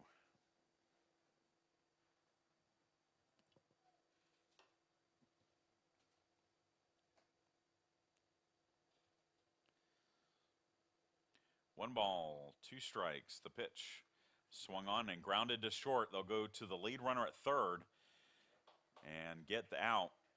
Gray thought about briefly throwing to first, but really no chance. And because Corley was moving away from the bag at second, it would have been a tough play for him to try and turn 2 going to second first. So just get the sure out at third. And with 2 down, it brings up Carvajal, who hit the 2-run home run off of Hall in the 3rd inning. That at that time tied the game at 2. Grounder to third, and Gray cannot handle the ground ball. That's going to be an error on Gray. And that will load the bases. I think Gray just thought too much about it because he didn't know if he wanted to go to the bag and tag it or tag the runner. And in the middle of that decision, just couldn't secure the ball. And so the bases are now loaded. First baseman, Jazeel Morel. And it brings up Jazeel Morel, who has singled and flied out.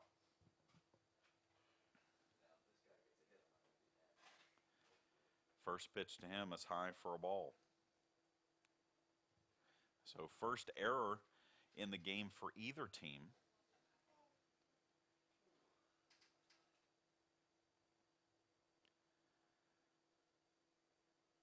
And Hall's next pitch is high, and it's now 2-0 to Morel. Bases full of Lions here in the top of the fifth, but 2 down in the inning.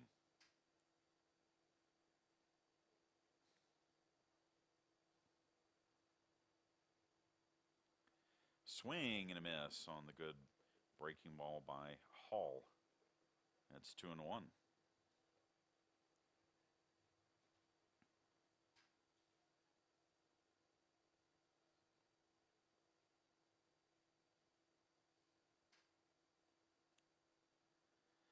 Another same pitch this time. Morel holds off on it, and Hall in danger of walking in a run here. 3-1 count, bases full.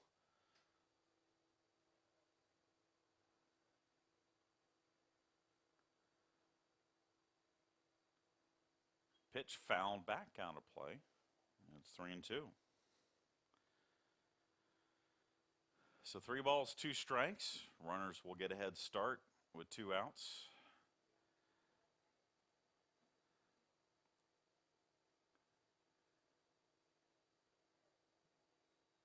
As Tanner Hall will deliver the payoff pitch to Jazeel Morel.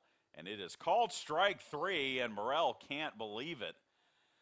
As Hall strikes out Morel to end the inning, and we head to the bottom of the fifth. Pirates lead at 17-2.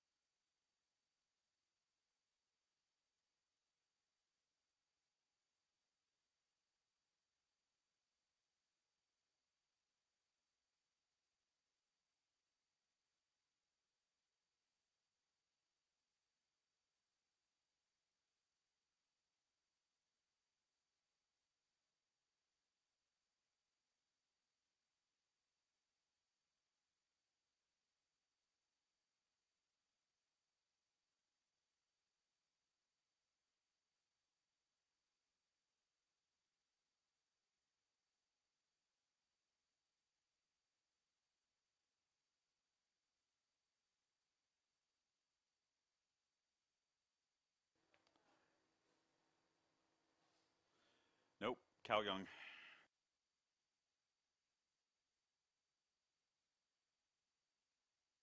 Off the bottom of the fifth inning.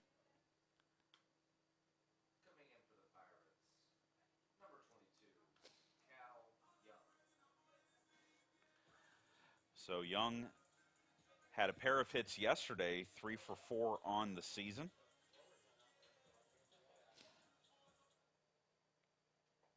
.58 junior from Rochelle, Georgia. Looks at a pitch for a ball, and it's 1-0. Young came in yesterday about the same time in the game and had a couple of singles. Next pitch low as well. Young played junior college ball at East Georgia College. And the 2-0 pitch well high, taken for a ball. And it's 3-0.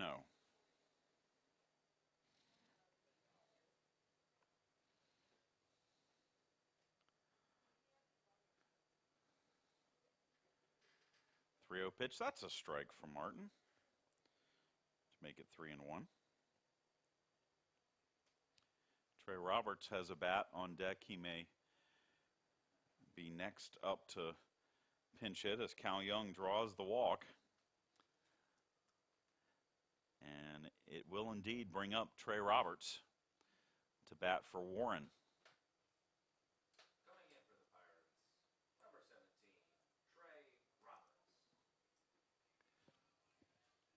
Roberts, who pitched in the 17-8 win over Paine yesterday, comes in to bat for the first time this weekend. Roberts 2 for 10 with a run scored. Comes in for Mike Warren, who had a 3 for 3 day. First pitch is a check swing foul back to the screen.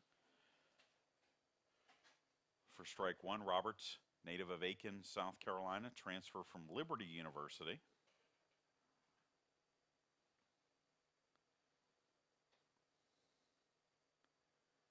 Takes a pitch a little bit low for a ball. And it's 2-1. And now Johnson wants to have a quick word with Martin.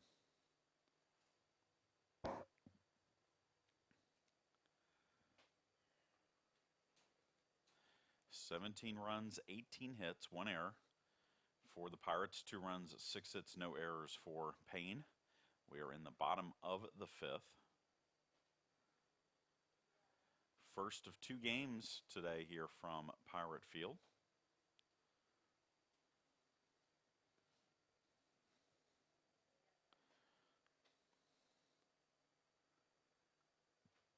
The 2-1 delivery from Martin. Hit into right field. That's a base hit for Roberts. Young will stop at second, but Trey Roberts with the pinch hit single puts 2 on with nobody out for Chandler Corley. Now batting, the shortstop, Chandler Corley.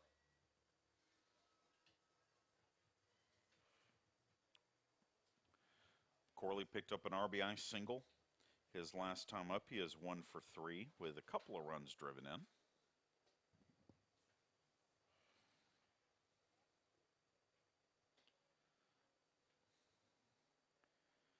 First pitch to him is upstairs for a ball.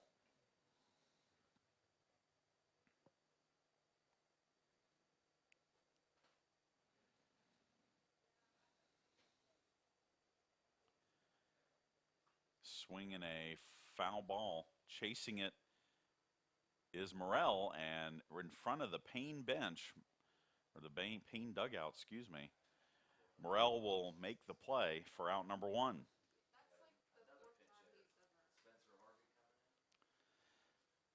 And so we'll have another pinch hitter here as Spencer Harvey's going to bat in place of Ryan Patterson.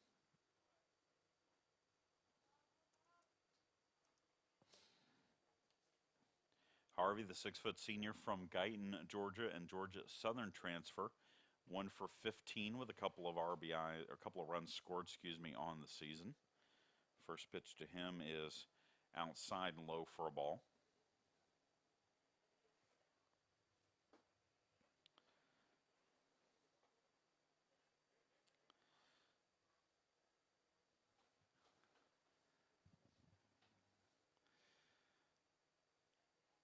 1-0 pitch right over the plate. Throw down to first, but Roberts back to the bag safely.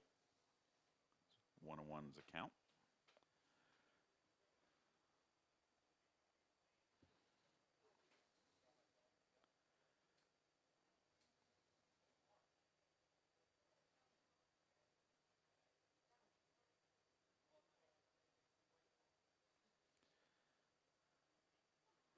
And the 1-1 pitch inside for a ball, making it 2-1.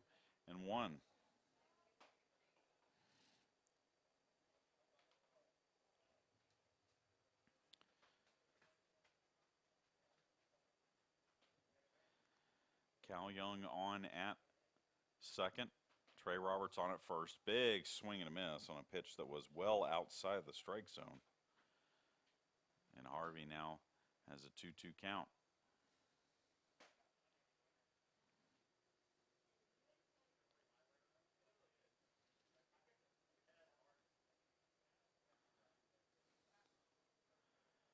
Two pitch swung on and missed. Strike three. And Harvey out on strikes for the second out of the inning. Now we'll bring up Zach Goebel. Number 32, Zach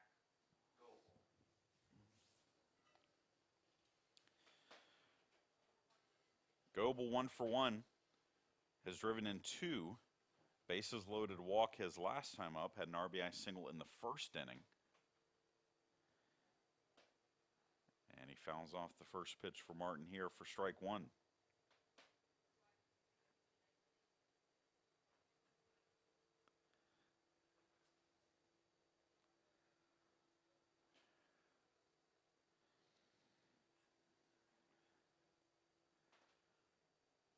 One o'clock here at Powered Field, 2 hours into this one, as there is a grounder to short, and safe at second is Roberts.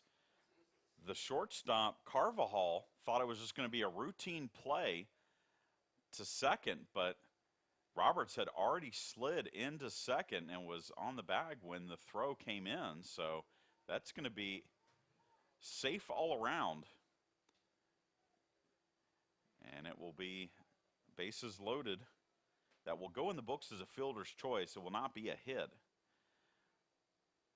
because Carvajal could have easily gotten the runner at first if he had thrown, but just for whatever reason decided to go to second.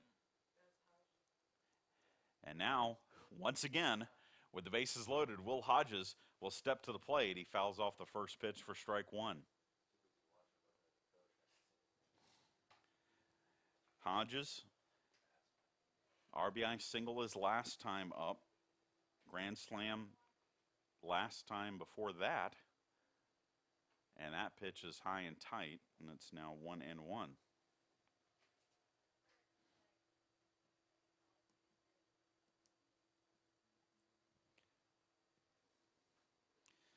So the 1-1 delivery to Will Hodges, hit in the air to left, but foul. And it's 1-2.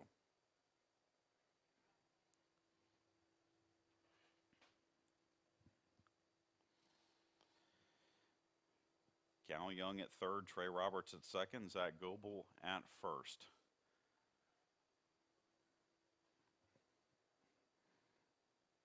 Adam Martin's pitch, called strike three, and Hodges is out on strikes, and that will end the inning. We head to the sixth. Pirates lead at 17-2.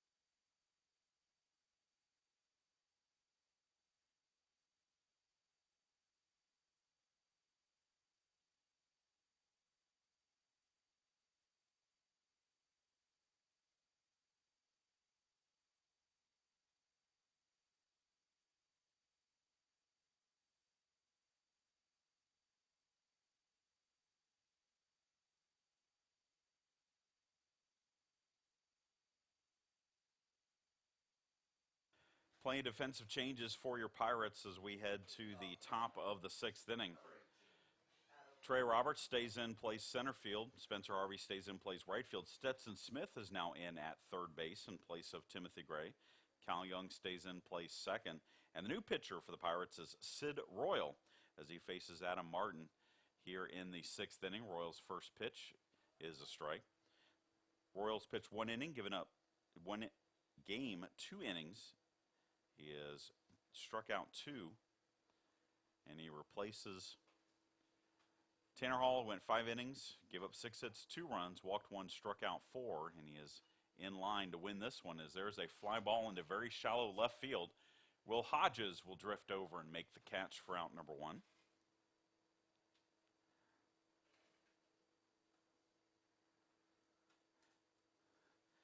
And that will bring up Deron Johnson.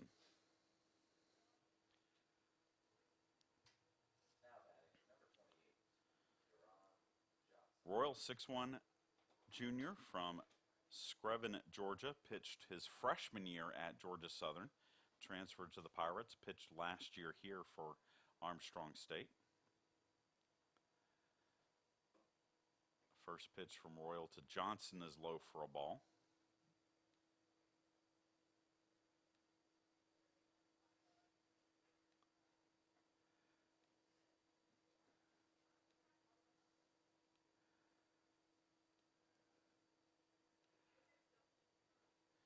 Royal last year for the Pirates made 14 appearances, 1-3 with a 10.65 ERA. 2-0 pitch, that is a strike. And it's now 2-1.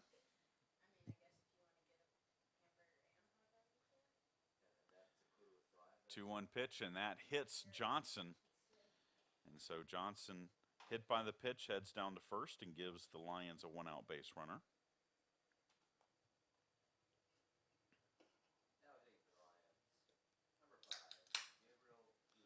And it brings up Gabriel Guzman, the right fielder.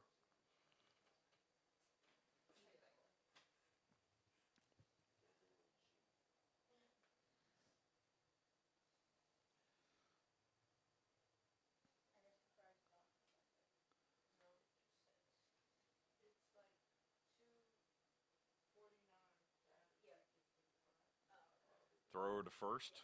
Johnson back to the bag. As Guzman steps to the plate, 0 for 2. He has popped out to first and flied out to right. So twice he has hit the ball the opposite way.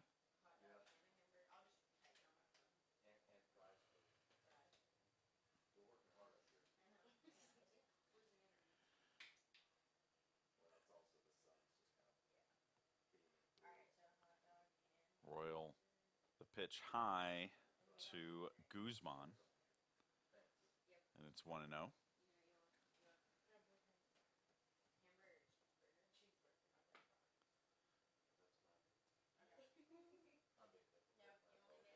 Swing and a miss on the pitch from Royal. Makes it 1-1.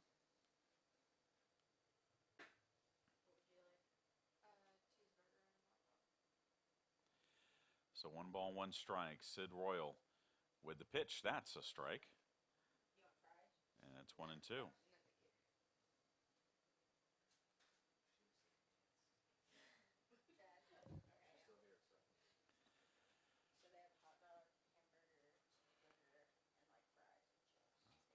The 1-2 delivery. And the time is called before the pitch, so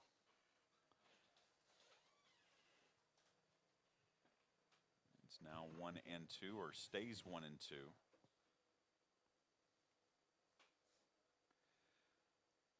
And that pitch fouled out of the glove of Browning.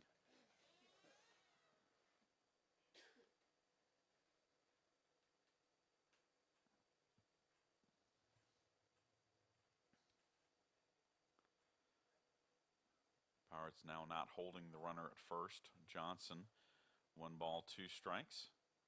The pitch swung on and hit into right field. That's a base hit.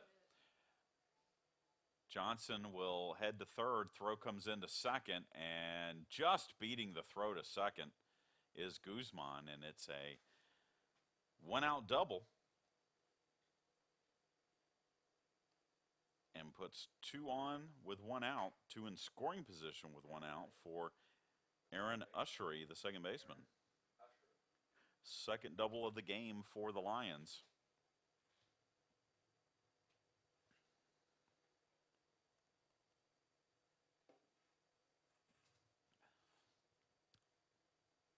Ushery singled in his last at-bat. He is 1 for 2 today. First pitch is outside for a ball.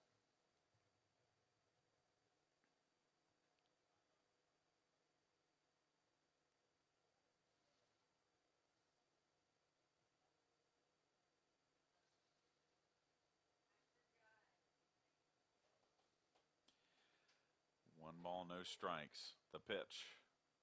Swung on and lifted foul. Out of play for strike 1. Some of the 1 o'clock games are now underway in the Peach Belt. Tampa, Georgia College just underway. Augusta, West Georgia scoreless through 1. Swing and a foul ball again off the bat of Ushery, and it's 1 and 2. Aiken and Shepard scoreless in the first.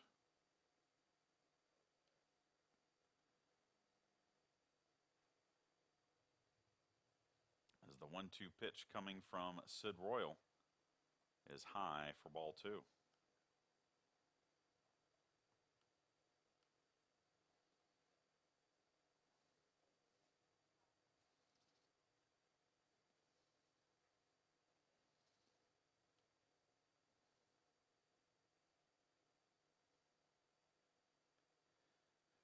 Two balls, 2 strikes. The pitch from Royal swung on and fouled off again.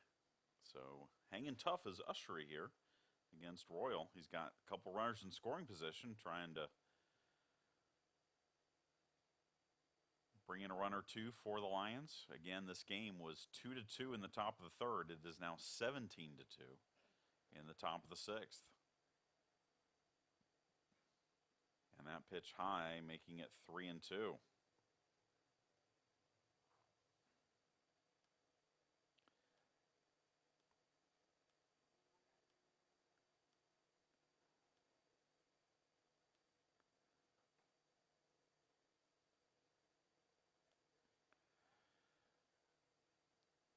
Three-two pitch hit in the air, but foul.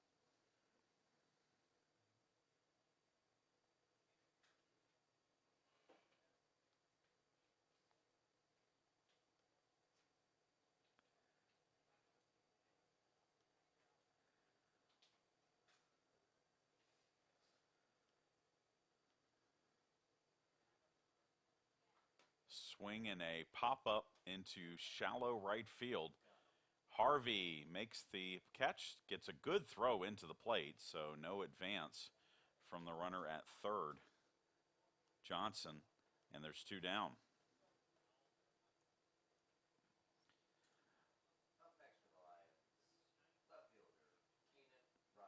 So that brings up Keenan Robinson. Robinson 0 for 1 with a strikeout and a sacrifice bunt.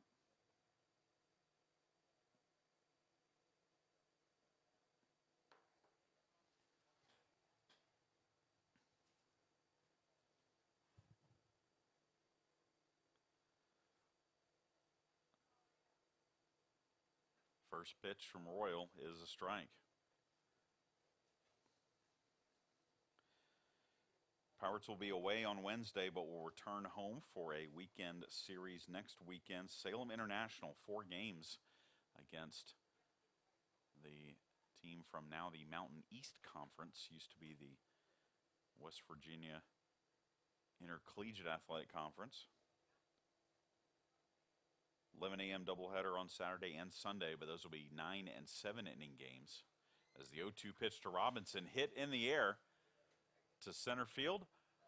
Trey Roberts will run it down and make the catch, and that will retire the side. We head to the bottom of the sixth, 17-2, Pirates lead.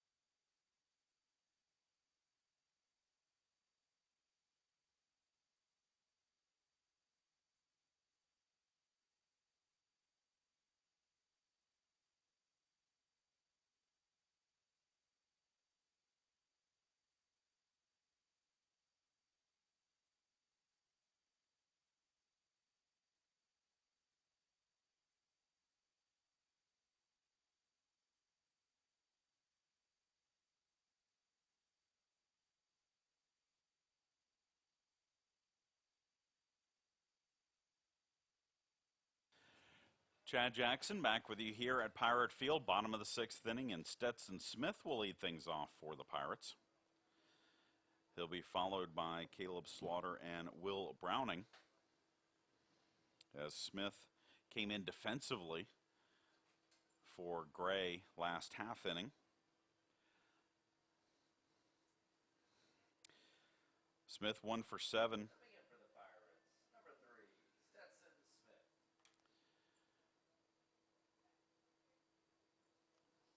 The sophomore from Blackshear, Georgia, Pierce County High School product.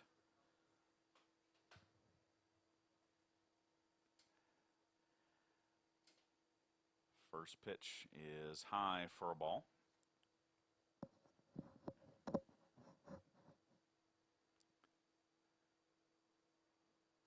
Adam Martin continues to pitch for the Lions after coming in relief of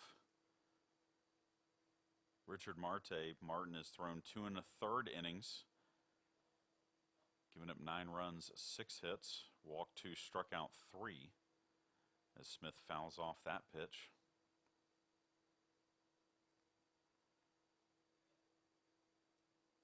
It's 2-1.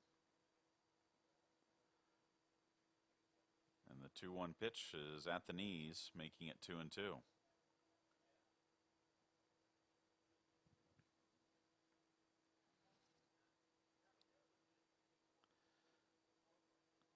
Two pitch, grounded foul down the third base side.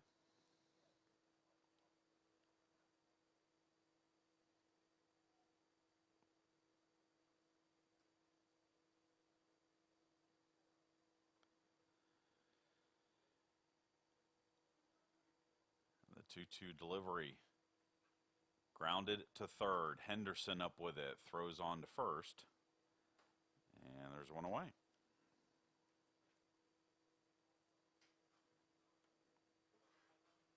Now batting, number 15, Caleb Slaughter. I'll bring up Caleb Slaughter. Slaughter 2 for 4 today.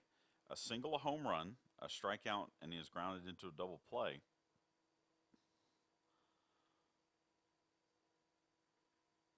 As the first pitch to him is in the dirt for a ball. 4 for 5 yesterday.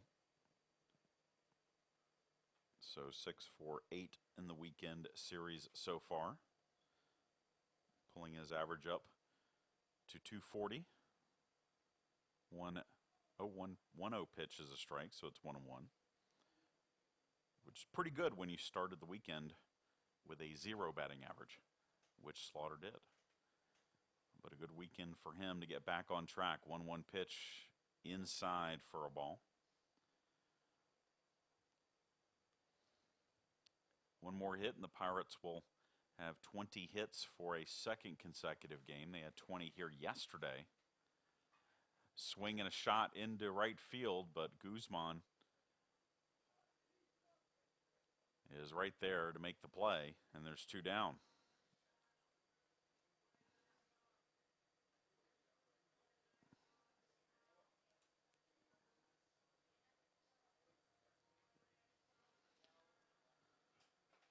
Now bring up Will Browning. 1 for 3 with a single and a walk. First pitch to Browning, low for a ball.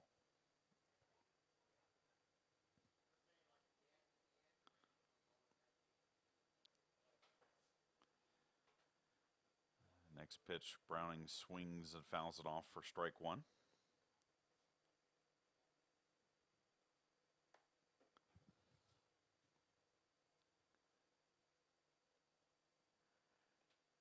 And then the 1-1 pitch is right over the plate for strike 2.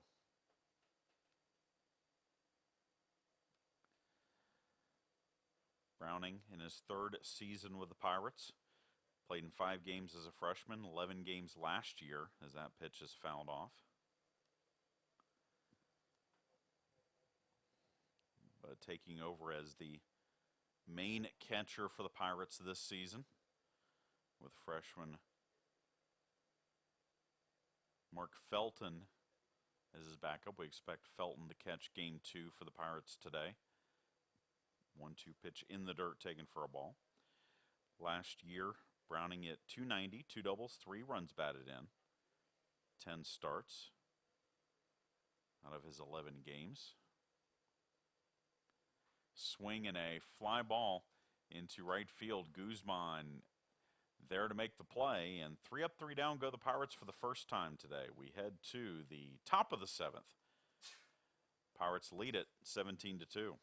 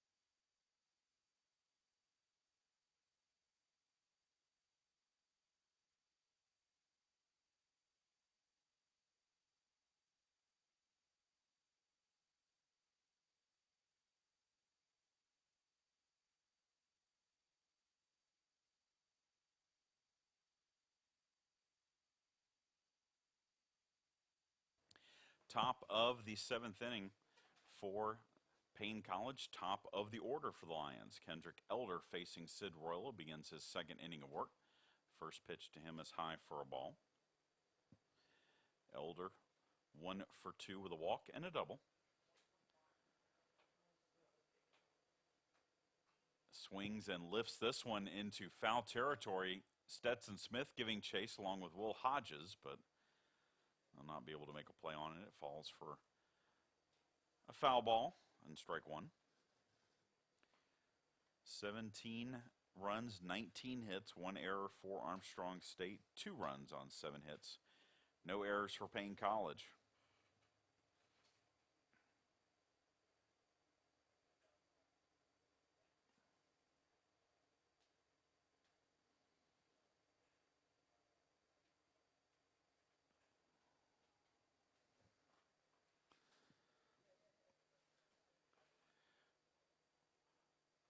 Royal with the pitch, and that is hit into right field, where Spencer Harvey will track it down and make the play for out number 1. Now batting, number 14, Ventress Henderson.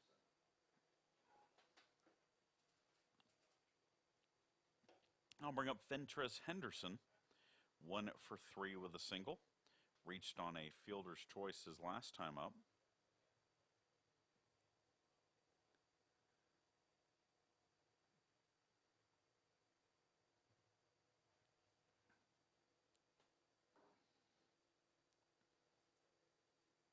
First pitch to him is low for a ball.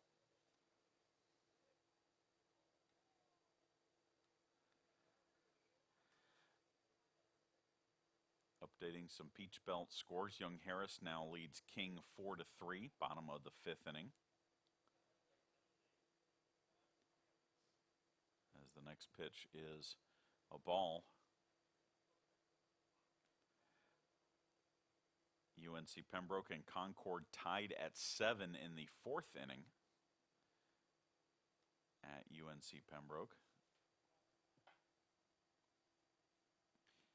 5-5, Columbus State tied with Lynn.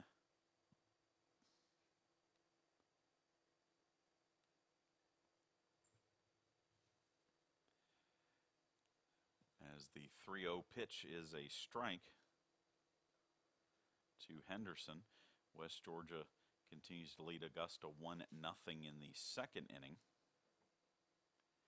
And then Henderson is hit by the pitch of Royal, giving the Lions a 1-out base runner. Now batting, number 8, Ricky Carvajal. Second hit batter for Royal. And it brings up Ricky Carvajal, the shortstop.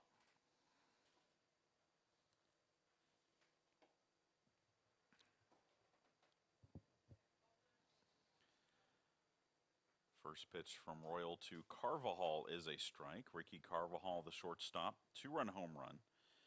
A single, and he reached on an error, so he's been on base all 3 times he's been up today. Next pitch from Royal, high for a ball.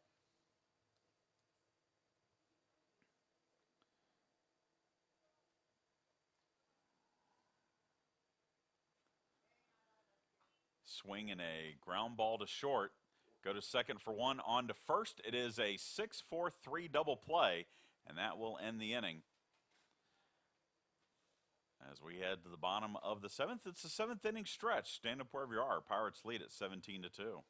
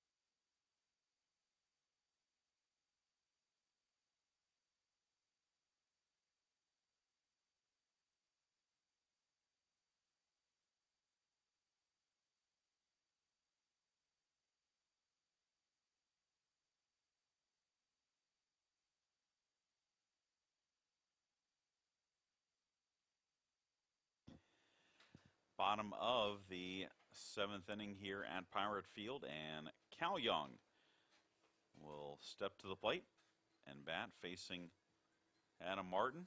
Young appeared as a pinch hitter in the 5th inning and singled.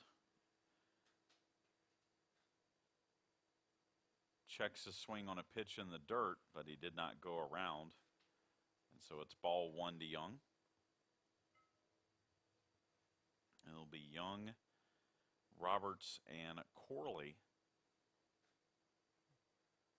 to face Martin here in the 7th. Fastball swung on, grounded to third. Fentress Henderson trapped the ball, but could not get to it in time to throw on to first, so an infield hit for Young. And the Pirates have the leadoff runner on for Trey Roberts. Roberts also appeared as a pinch hitter in the 5th, also singled, as the Pirates have now reached 20 hits for the 2nd consecutive game.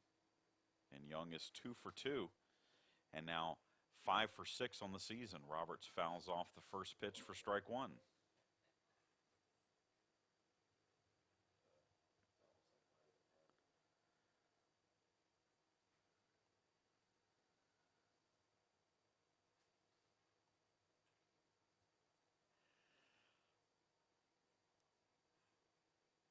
Swinging a pop-up, foul territory. Fentress Henderson tries to run it down, but it will fall foul, and it's now 0-2.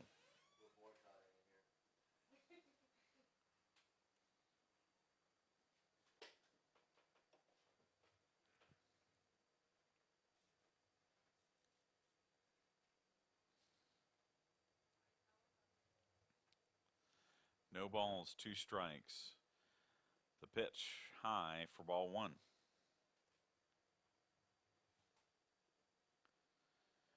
Reminder, game 2 comes your way about 25 minutes after the conclusion of this contest.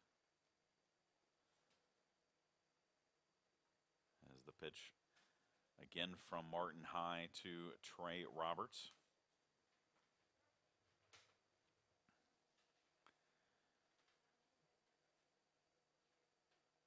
.133 the time here at Pirate Field. So you figure we can't start before 2, so it is possible that daylight may affect how long we go in our 2nd game today. Sun sets right now around 5:30, as there's a foul ball on the 3-2 pitch from Martin.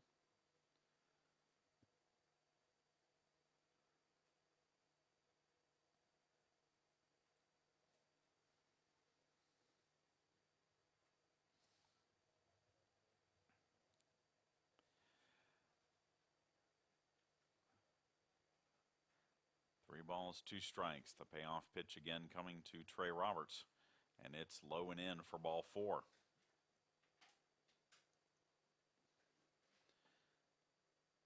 Up next for the Pirates, the shortstop, Chandler Corley. So Young and Roberts both reached to lead off the inning, as they did in the 5th, and Chandler Corley will step to the plate. Corley fouled out to first his last time out. He is 1 for 4 today with an RBI.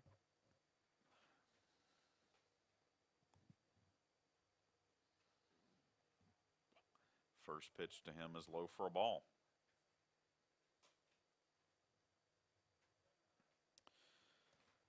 There are 5 pitchers who pitched last weekend for Paine.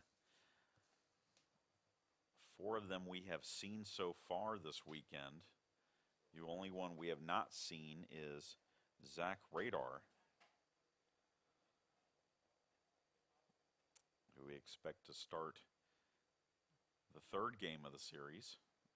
So it's possible that Paine just trying to ride Martin through the rest of this game and then see what Radar can do. He comes in with the best numbers of the Paine pitchers.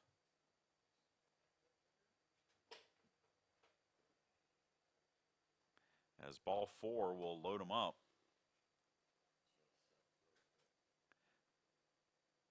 for Spencer Harvey. Up next for the Pirates, number 5, Spencer Harvey.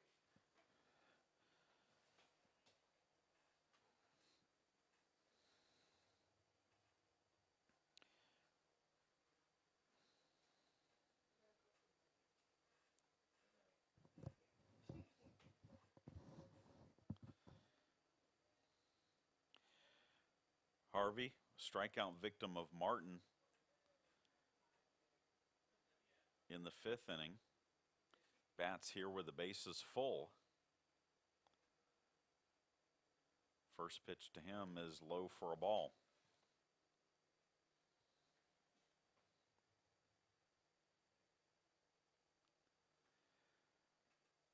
Young on at third, Roberts on at second, Corley on at first.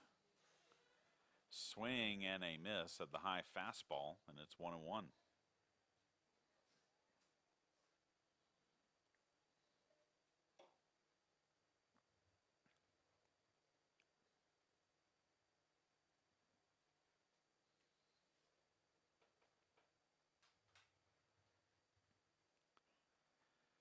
And then the 1-1 pitch is right over the plate for a strike.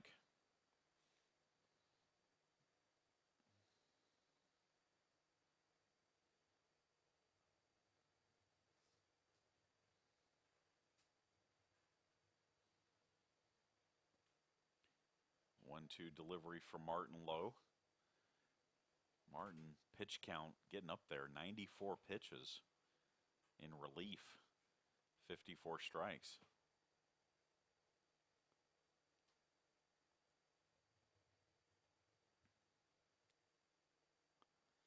Two-two pitch swung on and missed, strike 3. So Martin comes right back, strikes out Harvey for a second time, and it brings up a pinch hitter as Tyler Epps is going to bat in place of Zach Goebel.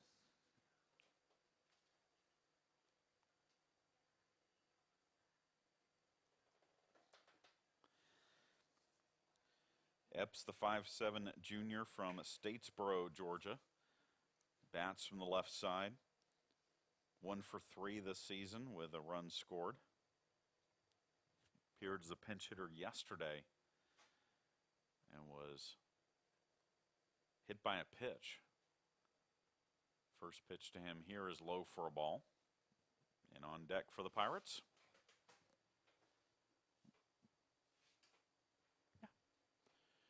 we think is Will Hodges, and it is. 1 ball, no strikes.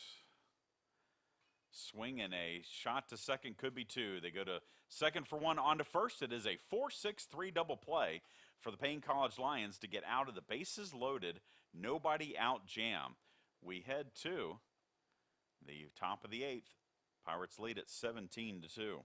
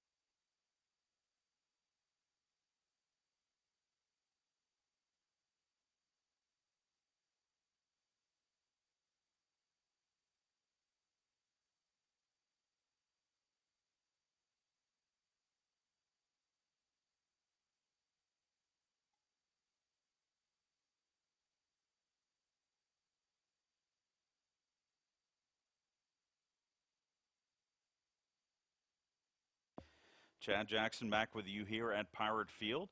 Armstrong State has made another move to the bullpen. Senior Nate Ward's going to come in for the Pirates in relief of Sid Royal, who threw 2 innings and gave up 1 hit, no runs. Did hit a couple of batters, but Ward will face Jaziel Morel,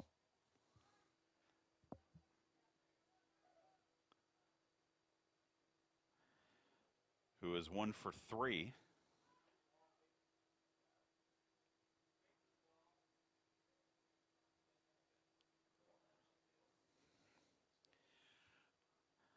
This is Nate Ward's second appearance of the season. Through 1 1/3 innings, gave up 1 hit, 1 run, walked 3, struck out 3 in the 16-inning game against Valdosta last Saturday.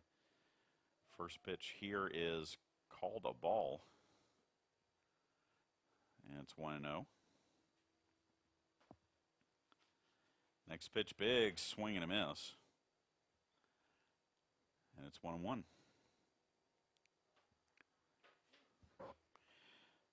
Morel, again, 1 for 3, singled in the first inning. Came in the day hitting an even .500.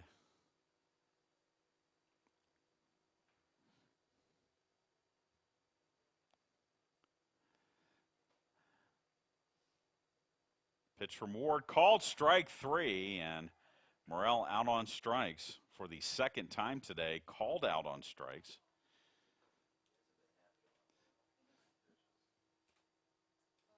And it brings up the pitcher, Adam Martin.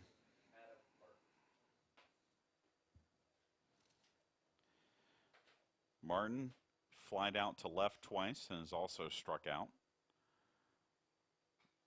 Lifts this one again into left field on the run.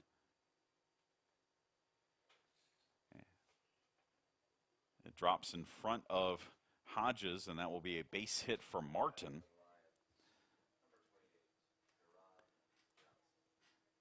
And so 1 out base runner for Paine College, and it brings up Jerron Johnson, the catcher.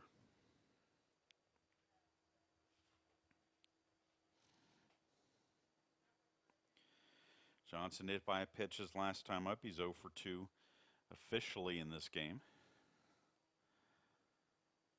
And the first pitch from Ward is a ball. And it's 1-0. 2 runs, 8 hits now for the Paine College Lions. 17 runs, 20 hits, 1 error for the Pirates as that pitch is outside.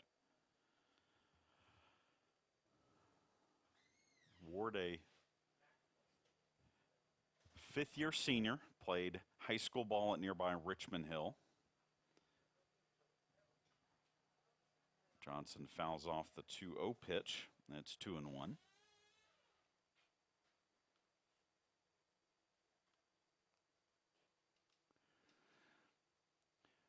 Ward received a medical red shirt last year, did not play for the Pirates as a junior. 1-2 with a 4.50 ERA in 11 appearances. Really started his Pirate career as an outfielder.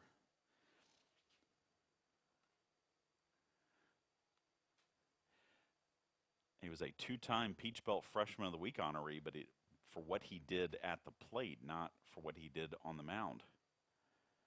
2 balls, 2 strikes. The pitch outside, a little bit high as well. It's 3-2.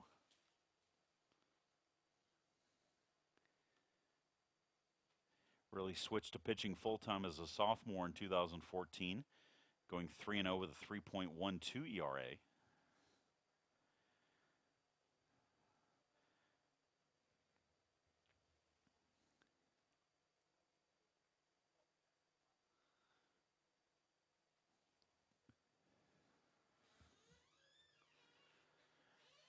Three balls, 2 strikes. Ward with the pitch, and it's high, ball 4.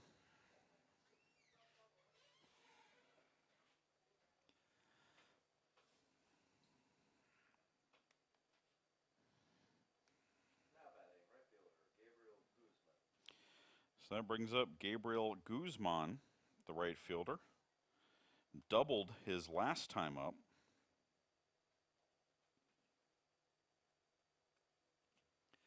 And here he bats with the runners at first and second with just one out.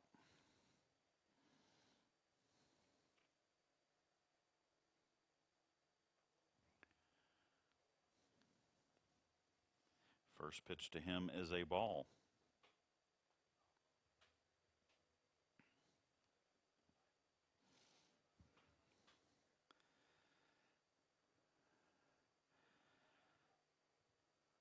One 0 pitch hit in the air to center field. Trey Roberts will run it down, make the catch. Runner tags and heads to third. So second out of the inning. On the fly ball to center by Guzman, Martin heads to third. And so runners at the corners with two down for Aaron Ushery, the second baseman.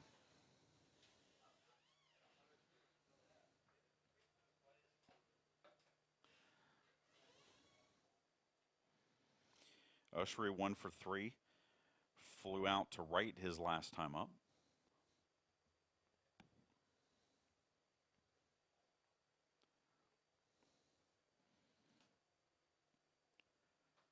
And the first pitch from Ward to him is a strike.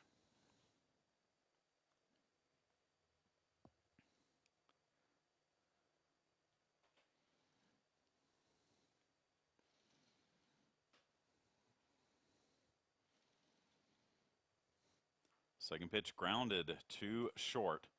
Corley will throw on to first. Nice pick at first by Slaughter on the throw in the dirt by Corley, and that retires the side. We head to the bottom of the eighth. Pirates lead at 17-2.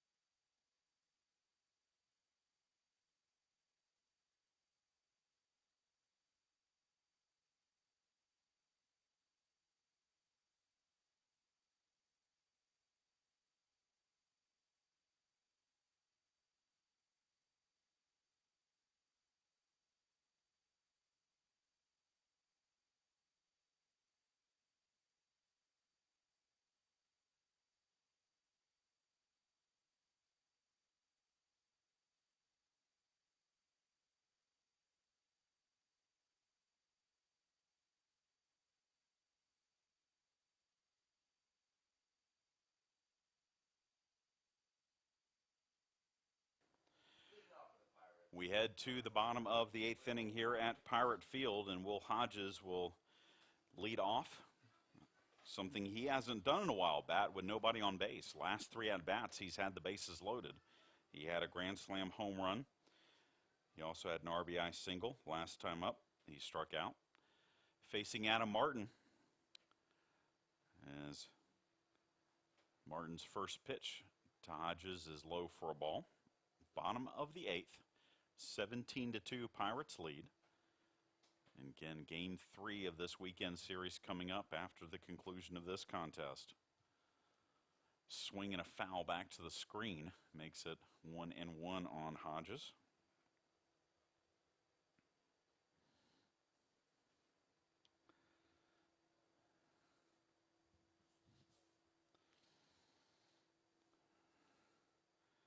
And that pitch in the dirt taken for a ball. And the next pitch for Martin will be pitch number 100 for him. Again, in relief of Richard Marte, who went 2 2/3 innings. That pitch is low, and it's 3-1.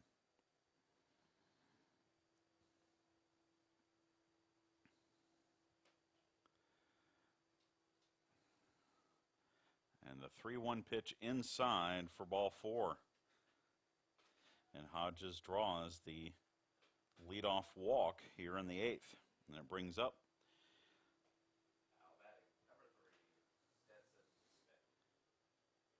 Stetson Smith, who grounded out to third in his first at-bat, which came in the 6th.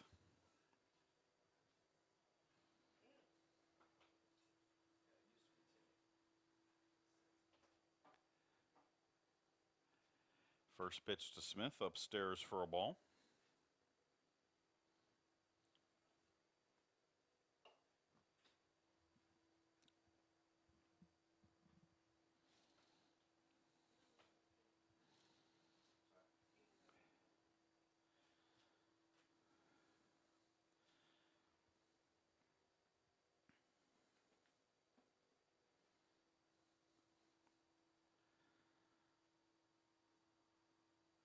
One ball, one strike. Martin with the pitch, swung on and missed. High fastball gets past Smith, and it's now 1-2.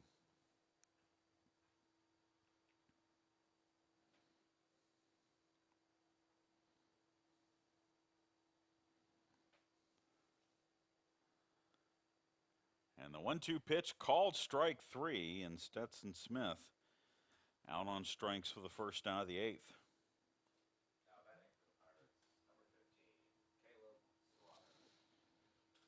Now we'll bring up Caleb Slaughter, who has had a tough time against Martin. Slaughter was 2 for 2 with a home run against the starter, Richard Marte. But Martin has got him out all 3 times he's faced him. Struck him out, induced a double play ball and a fly out to right, which was his last at-bat. 0-1 pitch, swung on and fouled at the plate. It's 0-2, excuse me.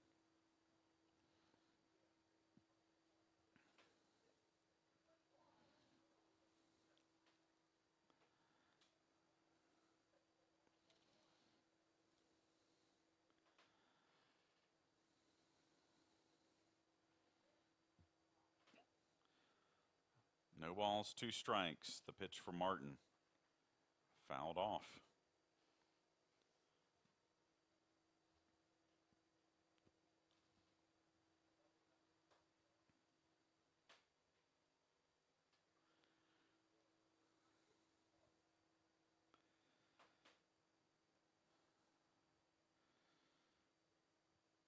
Oh, 2 pitch, and that is hit up the middle, and that's going to be a base hit for Slaughter.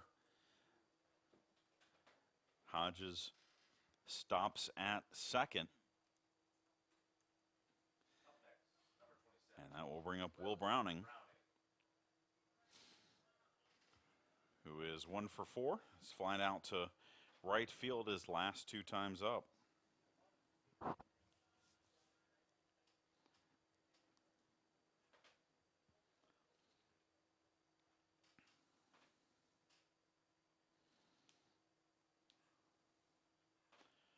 First pitch to Martin, inside for a ball.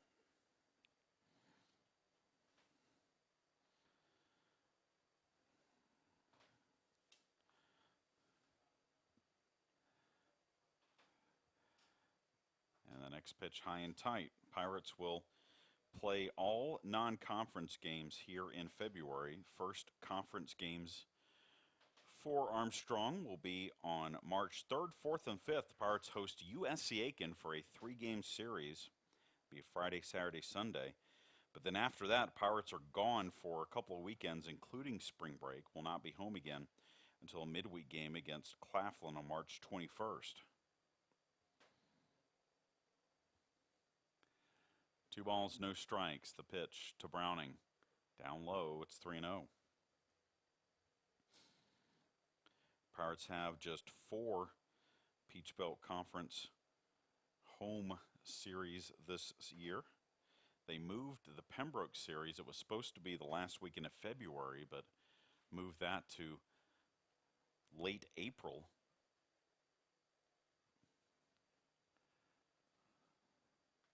Pirates have Aiken, Flagler, Young Harris, and UNC Pembroke for home conference series. Fly ball in the left field, and that's going to drop in front of the left fielder for a base hit. So Will Browning with a second hit of the day. Loads the bases with 1 out for Cal Young. Now batting, number 22, Cal Young. And Young, who is 2 for 2 in this game, has an RBI opportunity. Pirates Road League series this year at North Georgia, at Augusta, at Francis Marion, and at Georgia Southwestern. Pirates do not play Lander this year, do not play Montevallo this year. Of course, this is the last year Montevallo is in the Peach Belt Conference. They will make the move to Gulf South next year as Cal Young looks at a pitch high for ball 1.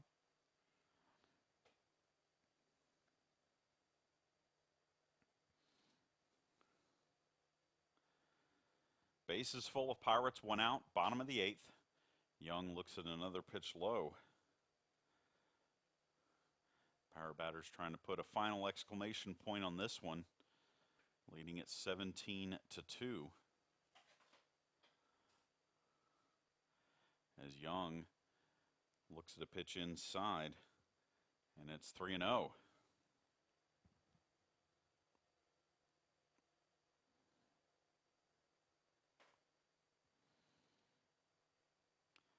Pitch, that's a strike from Martin.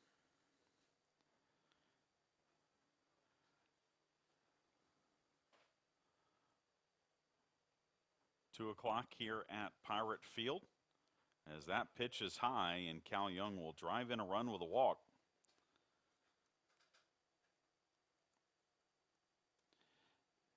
And make the score 18-2.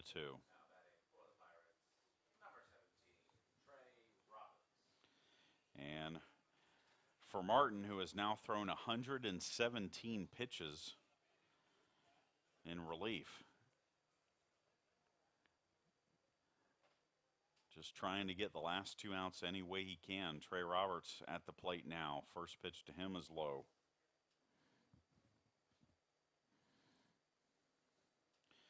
Roberts 1 for 1 since coming into the game in place of Mike Warren. Pitch is inside for a ball. Singled in the 6th, or in the 5th, excuse me. Walked in the 7th.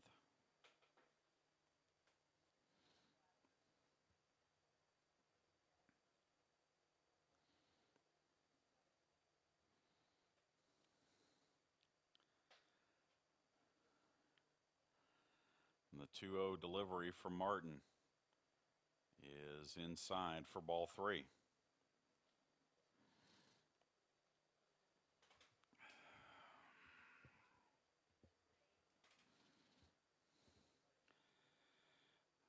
Pitch is a strike.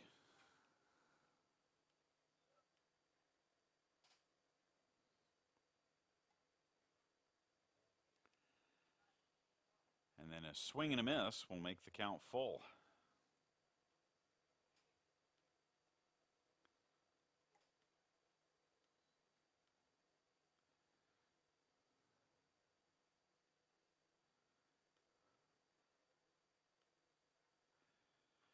Swinging a ground ball foul down the third base side.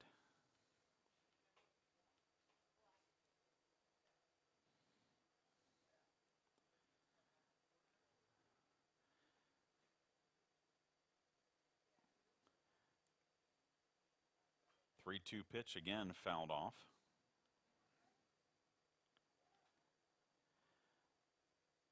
Tampa leads Georgia College 4-2, bottom of the third inning down in Tampa.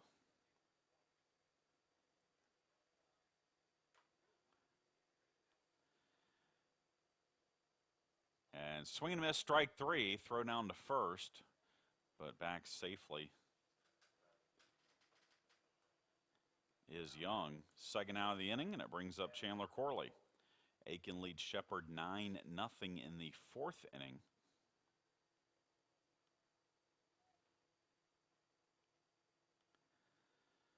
UNC Pembroke leads Concord 10-7 in the fifth, as Corley looks at a pitch outside for a ball.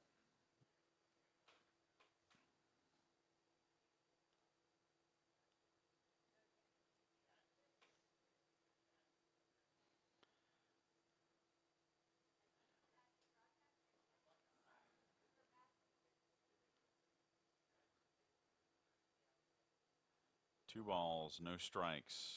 Martin with the pitch. Swung on and lifted in the air into left field. This is carrying, and this one is up against the fence. 2 runs will score, 3 runs will score as Chandler Corley clears the bases with a 3-run double to left center field. And it's now 21-2. Up next, number 5, Spencer Harvey.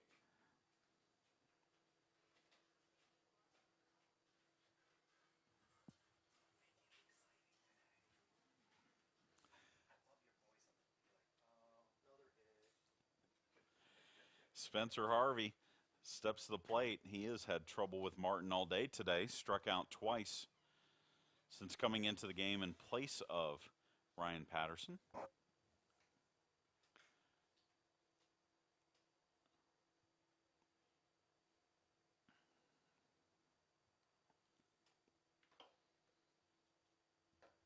Four runs in the inning for the Pirates. Pirates have only scored in 4 runs as there's a shot into left field. But drifting over is Robinson, and he'll make the catch. And we are headed to the 9th here at Pirate Field. Armstrong State leads 21-2.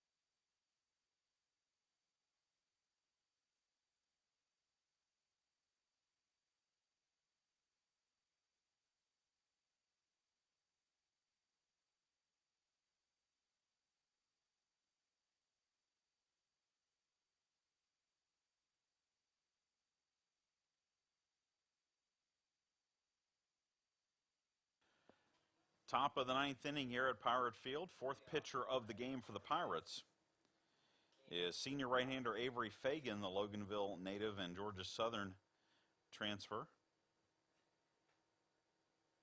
making his 2nd appearance of the year. He pitched 2 2/3 of an inning, last Sunday down in Daytona, gave up a hit, a walk, and struck out one.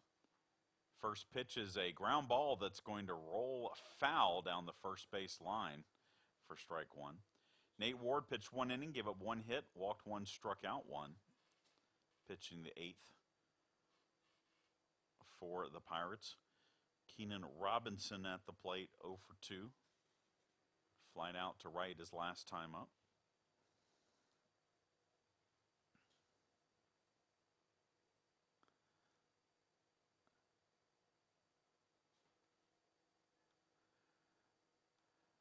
Swing and a miss on the next pitch from Fagan.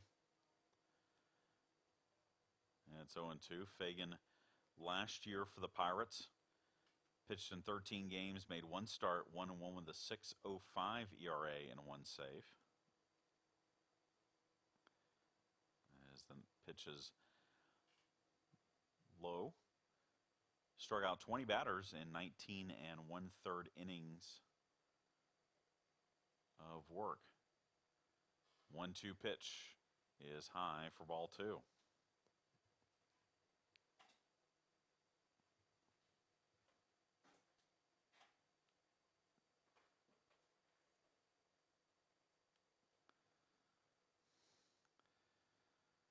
Swing and a miss, strike 3, and Robinson out on strikes for the first out of the 9th. Now batting, center fielder Kendrick Elder. And we go back to the top of the lineup. Or top of the order for the Lions. Kendrick Elder, center fielder. 1 for 3 with a double and a walk.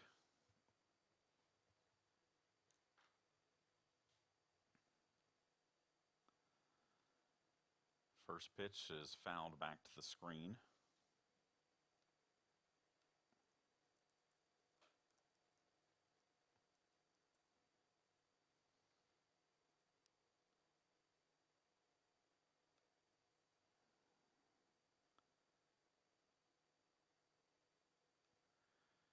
And the next pitch is right over the plate, so Fagan quickly gets ahead of Elder 0-2.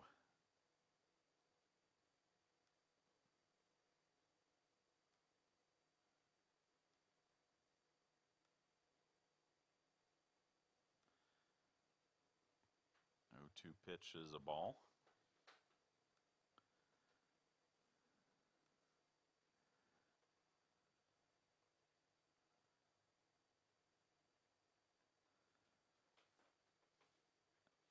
And the 1-2 pitch also a ball.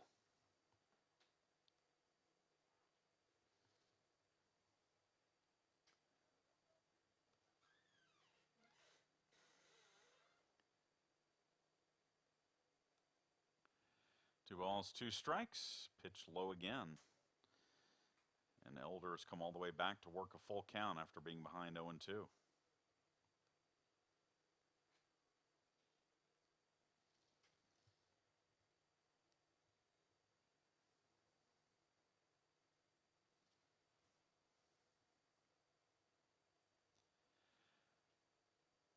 Three balls, 2 strikes.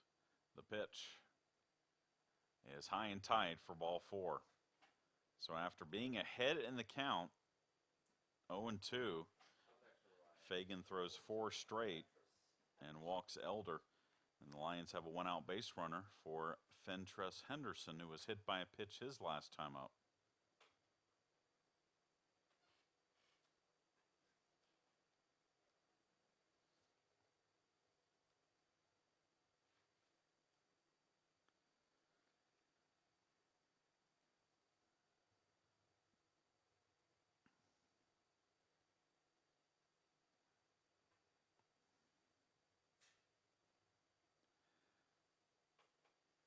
First pitch from Fagan is a strike.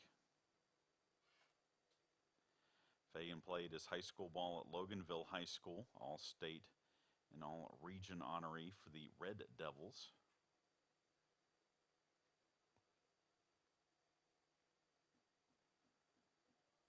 Oh, 1 pitch upstairs for a ball. In 2 years at Georgia Southern, he pitched in 13 games as a freshman, 2-0 with a 1.93 ERA, and was a member of the Sun Belt Conference honor roll as Henderson swings and misses for strike 2.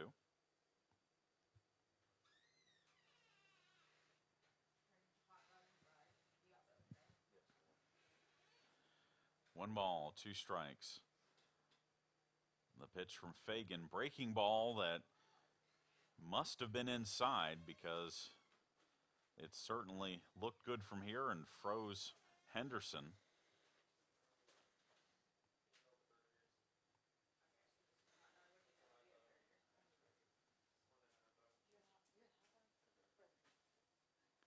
And the 2-2 pitch is in the dirt, and it's 3-2.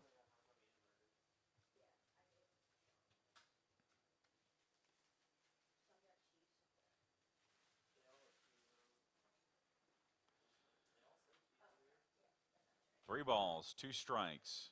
Avery Fagan with the pitch, and that is fouled off.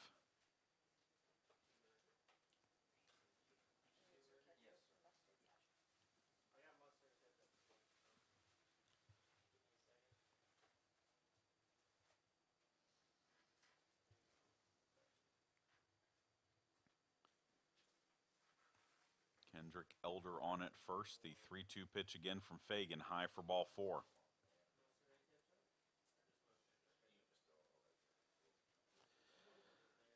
So after striking out Robinson to start the inning, Avery Fagan has walked Kendrick Elder and Fentress Henderson back-to-back. And now Ricky Carvajal will bat.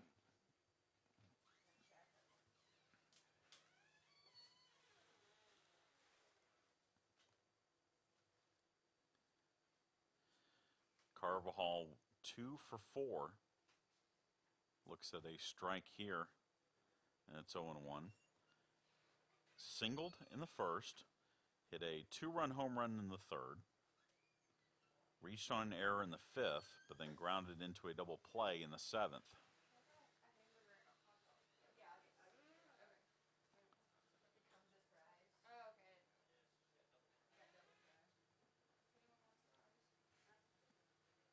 No balls, 1 strike.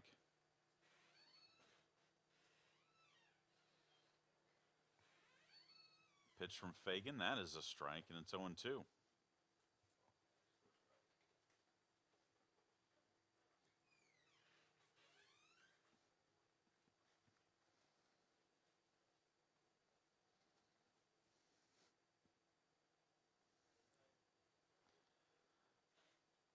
O2 pitch fouled back to the screen.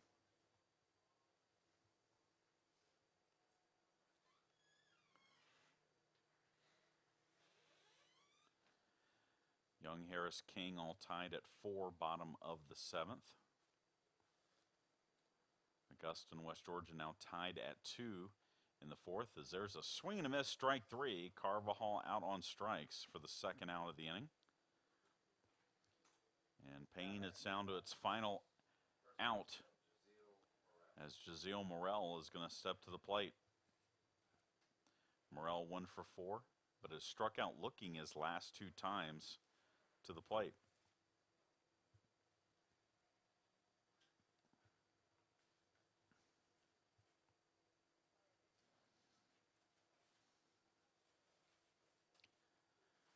Swings and grounds it to third. Stetson Smith will beat the runner Elder to the bag, and that will retire the side and end our first game of our doubleheader today as Armstrong State wins it 21-2. Fans, join us about a half an hour as we have game number 3 of our weekend series and game 2 today coming up here from Pirate Field.